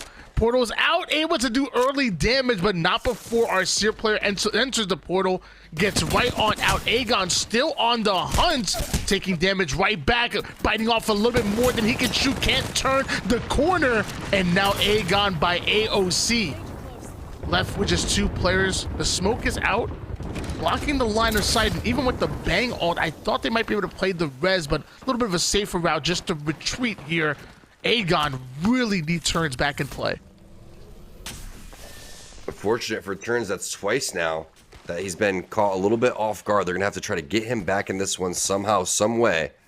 But it looks like they're just going to play this one out as a duo for now, and that's a great sign for Team Mike and Ike in first place overall. And turns is the IGL in these instances, so we were talking about, hey, do we go back for this banner? We've made those mistakes in the past. This time they're going to slow play this one. We talked about Revenant earlier. We saw Tyson going and utilizing that. We're asking for some Octane to go with it, and here it is, the Revtane combo. But this is 2R1C that you're dealing with. It's not easy to push. Yeah, instead of Tyson, this time it's going to be VKS flying right in, and all of them being sent right back to the totem, but they're still comfortable enough to push back up. A little slow on the push here. And with that, 1 player goes down, make it 2 from the third party. VKS thought they had a great gunfight coming in, but looks like they end up being put in just a rat situation. It's Aegon actually doubling back for the third party, so hold on. So now we have Aegon, 2R1C, and I guess what was left of VKS, they're going to loot up. Aegon to go back for the banner. They have plenty of time, and they're just hoping. They're just hoping that 2R1C push out with enough time for them to grab that banner, and it looks like it's not going to happen. So they're going to back right on down. Love the thought process by Aegon right there. Retreat, wrap around, go back for banners. No man left behind, but they also didn't account for VKS coming out of nowhere to try to grief. And they learned their lesson from the previous game, right? They have to back off. They have to play this safe, especially under the circumstances. If this team gets eliminated here, that's the points that they could potentially gain. Keep in mind, they got 3 points from that initial 50-50. They were 13 points behind where Mike and Ike is, so that's 10 points to make up. They can definitely do that with a couple more kills and some placement, but Mike and Ike has to play safe here, Tony. They have to play discipline. And if they can do that, they're going to be walking away with that Season 6 crown. And you know they would love that, especially in Season 5. They were on the verge of almost not making it in. They would have had to fight through the relegations. They kept their partnership. They kept their squad together, and they've made massive improvements. Yeah, the great thing for Team Mike and Ike is the fact that it was Team 2R1C that Team Aegon would chase. I feel like if it was any other team, Team Aegon are able to beat them out as they're chasing them away, because they did have a favorable position. They were third partying, but they just happened to run into one of the best teams, if not the best team in the lobby. So really fortunate for Team Mike and Ike who end up thriving off of that, but they're still a duo. They can still survive out. Can't say the same for our solo player. Roller on top, not able to make it to the top half of the lobby, but Aspire go down in 10th place. So just like that, we are down to 9 squads. Razor definitely turning up in that final game. They've been on point throughout the entirety of our final night here. Here's the big fight to look out for. It's Team Mike and Ike. They have a couple players inside of their sights. All 3 of these players are running for the hills, and that's exactly what Team Mike and Ike wants when they have you in your sights, especially if you have to cross the open into this rolling thunder. MJ taking an angle. You can see how weak these players are directly in front of them. It's just a matter of time before they shut them down, making Razor look easy, but then all of a sudden, Borton says, no, I'm coming around the corner with the R9. Where did he come from? Beautiful flank coming in from Borton. That's going to be able to take down MJ, and now Mike and Ike have to slow their roll. MJ coming in for the res. Silent has the responsibility of covering their backs while the res goes off. He's able to do just that. They're going to get a free reset. I believe Razor are going to be able to get a reset as well, and we might just see a hard fight. Wizard Coin is still pushing forward. He knows that Razor is still down there. Razor is still trying to reset. Slam Pig actually not even able to get full health yet with a med kit just yet. So Razor now backing down. Mike and Ike might be on the chase. Tyson goes out in your kill feed. We still have Aegon by OC playing it out as a duo. This may slow things down just a little bit. Razor reset, just like you were talking about, Tony. That allowed for the reset to happen on the opposite side. Big implications for that overall leaderboard. All it takes is one big shot from Borton, and he can really change the tide of this fight. But what a job he did flanking and getting that initial knock on MJ, buying Razor some extra time. And they also have really favorable position against Mike and Ike right now. I feel like Mike and Ike have to either headbutt them to push into that inner circle, or they're gonna have to make a really long and uncomfortable rotation. So love the way that they're playing that out. I'm sure we'll catch some of that action later on, because there's plenty of action on the screen. Now it's Intel, another one of our partnered squads, trying to reinforce this door, but it's gonna be blown right open. I don't even know if the catalyst queue is gonna be enough to stop this team from budging in. The big bad wolf is about to blow this door down. Really like the spike placement there to go through the door on the opposite side. They already have one initial knock. As you can see, the thirst happens, and that possibly opens up an armor swap. While Icy gets out damaged heavily. It's Matt with the R9. 2-on-2 situation now, as it looks like potential third party, or are they just that good that it looks like you're fighting two different teams as Team Intel takes on over towards the high ground? Good head glitch angles being used from Glinzar. The armor swap came in from Jet. One more player remains, but that's not the weapon that you want in this type of instance. You want to hit the reload there, and he gets it at the last second. Internerd Gaming getting dropped by the hands of Team Intel, and wow, what a close fight. Yeah, I don't mean to be tough on Icy of Intel right there, but I think he was kind of bailed out a little bit. That was a challenge that came in, and a little bit of an ego challenge at that, and wasn't able to win it whatsoever. Luckily, eventually the rest of the team able to close that out. But now the question is, was Intel able to get the res? I don't know exactly what happened there. In fact, it said that Matt actually got another knock onto Icy, so it looks like they got the res, end up going right back down again according to the kill feed here. So far, Intel not able to get fully loaded. We do know 2R1C are chasing down, trying to bring us from 7 squads down to 6. And look at this height advantage. A little bit too far for the Nemesis 3X. Connects on one of the shots, though. That's more than I would have.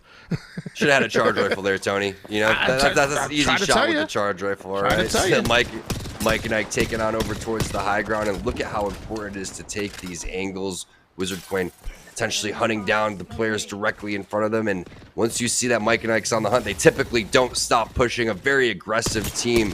We're talking about the difference of play styles between all of our partner squads. Razor a little bit more methodical, get into the zone. Mike and Ike loves to get in these skirmishes, and the big thing to me again is the surprising change of legends from MJ. We're so known to seeing him mastering that horizon with the minor nerfs that happened in season 16. Looks like he's adapted a couple different play styles, played Catalyst over on World's Edge, switched on over to Bangalore, and has done a really nice job on both legends. I mean, if you really, really think about it, isn't Bangalore just like a reskinned horizon? You know, like what's a smoke, which is kind of like a lift? You know, what's a black hole, which is pretty close to a rolling thunder? I feel like. What kind of smoke are you on is the question, Tony. I don't know about all that, all right? Bangalore is Bangalore, Horizon's Horizon. They're two completely different legends, all right? And that's all big, right, though, finding the digi threat for MJ. I thought it was close. Maybe I was far. I see where you're going with it. Though. What is life?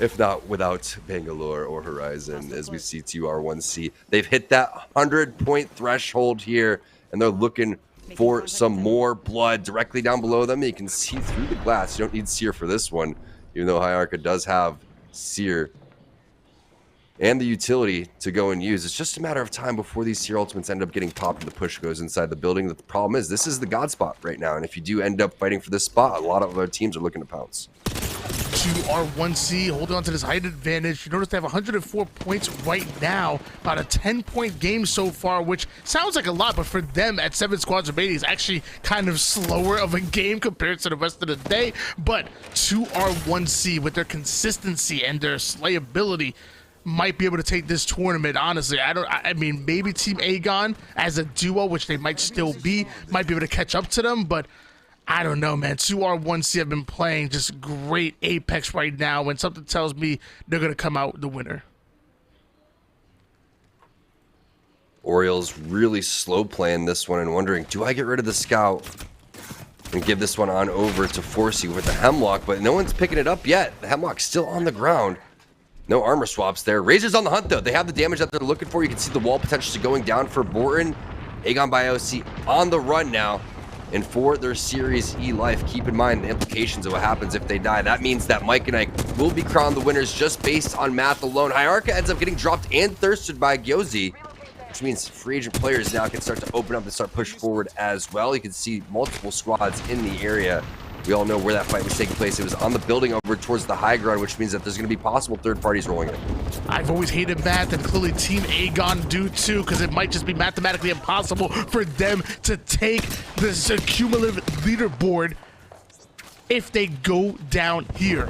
TR1C. Some have a player that end up going down. They were literally a trio not too long ago, but now down to a duo as they made their way here towards the top half of this building, pinging left and right. Looks like they might be pushing on yet another duo, smoking them out. Digi threat comes in handy here on the car, does that damage, then backs right on out of the situation. Meanwhile, his Wraith player supporting him from up high, forced to try to Q out, but not able to do so. Down to one shot, and then eventually down. He goes to our 1C. Might be number one so far in the leaderboard, but might end up being taken out here as Razor wall up so they can push forward. I'm not quite sure which team is over here, but it looks like a duo, which means it could be Aegon, which just picked up 2 big kills. Boardsman popping off with the Sentinel. He's going to continue to do so, putting down 70 damage on the players behind the truck. Uchaku ends up getting knocked by the 30-30. Enemy Bangalore, that's going to be Force, is on the run. Mike and Ike sitting here hoping that Team Aegon by AOC gets eliminated by another partnered team here. It's going to be Team Razor. Flimzar actually helps out. Team Intel now involved with this fight with Razor. BJ gets involved as well. And it wasn't Aegon by AOC. They've been chilling in the corner the entire time. This is an absolute brawl, and eventually the number one team in TR1C end up being eliminated here. Aegon trying to pull some information. Maybe we're thinking about third party in that situation, but sadly they're gonna rotate out and try to get themselves into the circle with just 4 squads remaining right now. Aegon by AOC desperately need kill points, but on top of that they need the placements, and as of right now their biggest competition so far for the season is Mike and Ike. And look at the god spot they have. They are comfortable within the circle right now. They're sitting above everybody along with all of the action. Nobody having a chance of catching them here on the top hand side. I can see them waiting for some action to go in, smoking out, and then pushing forward. We're seeing the nades right here, but I think this is just like testing them, really kind of waiting for Aegon to maybe push forward and do some damage before they're gonna hard commit. As we're down to 3 squads, the damage has been done. The damage is done. They're pushing in. But you know what's happening? There's a potential third party. If Aegon by AOC comes in, they could potentially steal this one. MJ gets aggressive. They've healed now at this point. While that was going down, Aegon has made their move. That is a crazy play from MJ. He drops to the very bottom of the building. They're going to go and lock down the low ground. They're inside the next zone. We have a 3-team stack here. 2 of our teams are first and second place right now in the overall leaderboard. I am so glad I don't have to do this math right now in my head. But one thing's for sure, if Mike and Ike wins this game, they win Season 6 of Series E. At one point, Aegon were only down by 10 points. But it's been far between then. Didn't have the best Game 5 performance and looking to make it up here right now. 87 points total for the tournament, but this is for more than this is for more than just today's tour. This is more for just the month. This is for the actual weeks upon weeks that you've been putting in the work. Mike and Ike have the lead on you. But so far, you can steal it away. Destiny is in your own hands. Aegon down to a duo, having 2 trios in front of them. That RE45 might be the ultimate equalizer. If there's a chance that Aegon come in and steal away, say, maybe 4 out of the 6 kills, it might be on the backs of this RE45 as you see it rip for 70 without even trying on that player, trying to steer Q to get that information. Now doing damage onto Chickies, about 100 up top. Aegon might be down to a duo, but they're certainly not playing like it. The big issue right now for Aegon is, in order to keep this a little bit closer for them, they need to get rid of Mike and Ike first and then go after Team No Name. But Mike and Ike's doing a great job of hiding on the low ground. What a job as the duo here. You can see the big difference in overall points today, but Mike and Ike playing this the smart way. They're going to have a nice little ultimate accelerant in hand here for MJ to try to get his Rolling Thunder back, maybe force people inside the building or force them even onto the ground. What is going to be the move here as zone number 5 closes? We are definitely going into ring number 6. first and second place for the winners of Season 6 coming up here very shortly, all on the back of this final ring. That Rolling Thunder isn't really a threat to Aegon, who are in the second level of this building, but there is a team on the roof. And I feel like as that Rolling Thunder falls, it might hit the team on the roof, force them to maybe drop down, and then Aegon might be able to pick up some of the kills, and the same for Mike and Ike as well. That Rolling Thunder might be more valuable than you think, even though Aegon seemed to be in a much better position to avoid it, and mind you, they have one of their own. So I wonder how this is going to play out. Shots coming in, but just kind of warning shots, letting them know, hey, we're still here. Don't forget about us. You will still have to count for. You will have to count for us as they switch gold armor, gold helmet. Love that. Want to get that Seer Q back as fast as possible, especially with round 6 hill closing in 21 seconds. It's quiet now, but it's about to get real loud here soon. The best thing that Aegon by AOC could do is, Tony, you were touching base on it, force them off of the roof, Team No Name, into Team Mike and Ike. Make those 2 team fights, try to figure out which team is Mike and Ike, take them out in 3rd place, and then clean up Team No Name. It's a lot, especially with just a duo here, but sometimes you need miraculous things to happen if you want to take 1st place in Series Z, and it's anybody's game still. You can see the points difference. Again, it was 13 beforehand. They got 6 kills on the board right now, plus the placement points that are going to be included from this, and here comes the final moments as the zone starts to close. This is it. Aegon have relocated and still using Seer's passive to spot exactly what enemy team is. You see the ping start to go in, but the Seer micro drone's gonna come right back at him. When they exit out of this doorway, they might be in no man's land, and looks like they're gonna play it right close to the building. Smokes are out. They're trying to get as far away as possible, but barely any cover here. This is the play that Aegon created. Right through the zone they go. Here comes the Rolling Thunder they were trying to avoid, and there goes the Seer ultimate being used. Maybe it's a whole team's back more than information. Eventually, Orioles ends up going down, and Force left behind. Will he follow through the same path as them? That zone's ticking. It's just not going to be enough for Aegon, Tony. They tried their best right there. It's all up to Mike and Ike. The MVP for the previous season, it's MJ. They're looking to not only get the win overall, they're trying to take the win in style on the day as well. The first knock there on Gyozi. Den Pride now in the sights, and at this point, they feel Season 6 in their hands, on the verge of being eliminated in Season 5, and this time, they take 1st place overall on Season 6. Congratulations to Mike and Ike. It's just Den Pride at this point. It's a good fight. It's not enough. You're Season 6 champs on the board. Congratulations, Team Mike and Ike. What a season.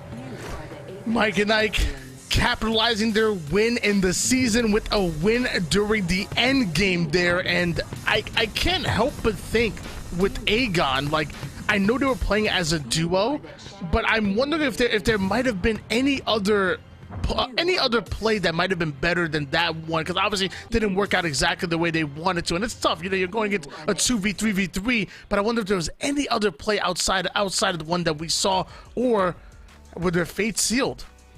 I think that everyone just played that so well. On the opposite side, Tony, they had the roof from Team No Name on lock. Then you had Mike and Ike slow playing it the entire time, getting up to that god spot on the high rock, the way that they aggressively dropped down and made the decision, hey, we don't have to force things inside of the building. Tough spot to be. I mean, when you see that zone closing in, if you don't understand how that building works, and it's tough to be like, okay, how can they get out? There's only one exit. There was only one door. So when we're talking about things that they could have did differently, in retrospect, probably looking at the damage that they had on the roof originally when they were putting in some serious work, maybe they go for Team No Name. But everyone played that so well, up to, Aegon trying to stay alive and Force trying to stay alive inside of the building. You had Team Mike and Ike playing the low ground, No Name playing the high ground, and then just everybody popping off today. Everybody had their moments. What's crazy is when Mike and Ike needed to do it, in game number 5, they eliminated turns, and then they played it the correct way all the way down to final points in game number 6. There was a moment where we thought Aegon by AOC was going to walk away with this one. They almost did. Yeah, unluckily for Team Aegon that they had to deal with two very experienced players understanding how to play an endgame. I feel like if there was any other two, not players, I should say teams, if there was any other two teams that were in the mix, maybe they get the brawl that they wanted and they could have stolen away a couple of kills. But like you said, Mike and Ike and just the final two teams playing that to perfection, playing that so patient, understanding that there was no reason to force any action whatsoever, and eventually just led to Team Aegon's demise. But really unfortunate, honestly. I was rooting for Team Aegon. I really were. Hey, I wanted to just see it be as close as possible, and it really was. It came down to the final circle with our final three teams, two of them fighting out for first place. That's how you end a season. Hey, big shout out to everybody that's been involved watching, all of the production crew, all of our partnered teams, everybody over at Esports Arena, all of our partners in general, all of the players that have got involved, whether you were a partnered team or whether you're a pro team that played on our pro night, our open players. Season 7, the announcement's going to come soon. I don't know exactly when. That's why you have to follow at Esports Arena on Twitter. Tony, an absolute pleasure casting with you, my man. Way to bring the energy, way to bring the hype. Wouldn't imagine closing out the season with anybody else. Yeah, it really was a pleasure. I've been loving casting casting Apex for Series E, and I want to do more of it. So hopefully Season 7 will be back better than ever. Either way, I'll be in the chat making noise regardless, and I can't wait. And I'm gonna echo the same thing. Thank you to the audience chat. You guys are always great. Thank you to the players, like you said. They've been absolutely incredible at putting on a great show. And then also want to give a shout out to the production as well, because I say it all the time. You see our pretty faces on camera. There's plenty of ugly ones in the background that make these series run week after week. So make sure that you make some noise for them. Yes, big shout out to Connie, who is our tournament director and the guy in our headset helping us run this show, to Spirits, who puts everything together behind the scenes, Luke, everybody else over at Series E and Esports Arena. We see you guys. We love you guys. Thank you guys so much for a great season. And of course, last but not least, we can't close this one off without Yeso. Take it away, Yeso. Sending love right back to both of you, gentlemen, T Squared and my friend Why Not. Just absolute professionals, those two. Great at what they do. They make this so much fun to be a part of. So shout outs to you on a great cast today and a great season from both of you, as well as all of the talent that have worked with us all season long and all throughout the Series E. You know, Zephyr, Dia, Vicky, Kitty, and more. We have an incredible wealth of talent that we get to work with, and it's so much fun to work with all of you. So thank you so much. Folks, Mike and Ike are your Season 6 Series E champions. They grab the win here at the end of the day. They don't take the overall win because 2R1C were absolutely crushing the lobby and winning half of the games today. But Mike and Ike, when things looked the darkest going into the final two games and just 10 points separated themselves from Aegon, they buckled down, they took care of business, and they got all the points that they needed to hold off this late season push and stop the back-to-back from turns and force. And they grabbed the victory. Let's take a look at exactly how they did it here with our final Mobile One high performance moment of the season. It's the finish to this game, and it's Silent, MJ, and Wizard Coin getting it done. Aegon had an opportunity. It's important to note that going into this final circle, only 7 points separated Aegon from Mike and Ike. And while the points would have been difficult, if Mike and Ike finished in third, there was a huge opportunity for Aegon to steal it away, but Mike and Ike just played it slow. You heard T-Square talking about it before this game started, that, hey, they might just find their spot, play time, play slow, and let the game come to them. Mike and Ike did exactly that. They understood the exact position that they were in, and they played it to a T. They clean up this fight, they clean up this game, and they clean up this season. And now MJ, Silent, and Wizard Coin are your newest Series E champions, your Season 6 Series E champions. Crazy to consider that we've finished 6 of these seasons for Series E Apex Legends. But yeah, MJ and the whole squad beaming here with the Prowler, absolutely just boxing this team in and cleaning things up. Just put the cherry on top of a huge win there for the squad. Very, very sweet there for our friends over at Team Mike and Ike. And that's it. Let's take a look at the Mobile One leaderboard. Let's see 2R1C at the top. No surprise there. They hit the triple digits here with their Game 6 performance and finish at 105. Aegon with the second place here tonight at 87. And FA players round out that top three. Razor with another solid showing here. They finished the season strong. Unfortunately, not quite enough to jump up into second or first place on the overall leaderboard, but they still showed up strong. And Mike and Ike doing just enough here today. 39 points there at 7th to capture that title. And there you have it, folks. Congratulations to 2R1C, but a huge congratulations to Team Mike and Ike, as we can probably pull up. There it is. Our cumulative leaderboard for the season. Mike and Ike break that 500-point mark. Huge for them. They end up getting a 16-point buffer between themselves and Team Aegon by AOC, and they capture that championship. And as we come back here into the studio, it's for the final time here in Season 6 of Series Z Apex Legends. We have a new champion. We've got more action to come later this week, but the end of another journey here with all of you. So thank you so much to all of you for your continued support. Much love to all of the players, partnered and otherwise, that have come out to compete this season, whether you're a pro squad in ALGS coming to compete on Pro Nights, the open squads coming through to compete with our partnered squads. Of course, all the partnered players, it has been a pleasure to continue to follow your journeys and your battles to learn and grow and try and succeed here in professional esports. It's so much fun to watch, and just to get to be a part of telling your stories is so much fun for myself and everybody here at Esports Arena. So thank you so much for that. A reminder that, of course, we finish out Season 3 of Series Z Guilty Gear Strive tomorrow, which is going to be incredible. Look forward to that. And we wrap up the inaugural season of Series Z Multiverses this Friday. So you're not going to want to miss out on any of that. Make sure you're here at 4 p.m. Pacific time tomorrow and Friday to enjoy all of that fun here with all of us. It's going to be a great way to close out another wonderful season of Series Z. And thank you so much, folks.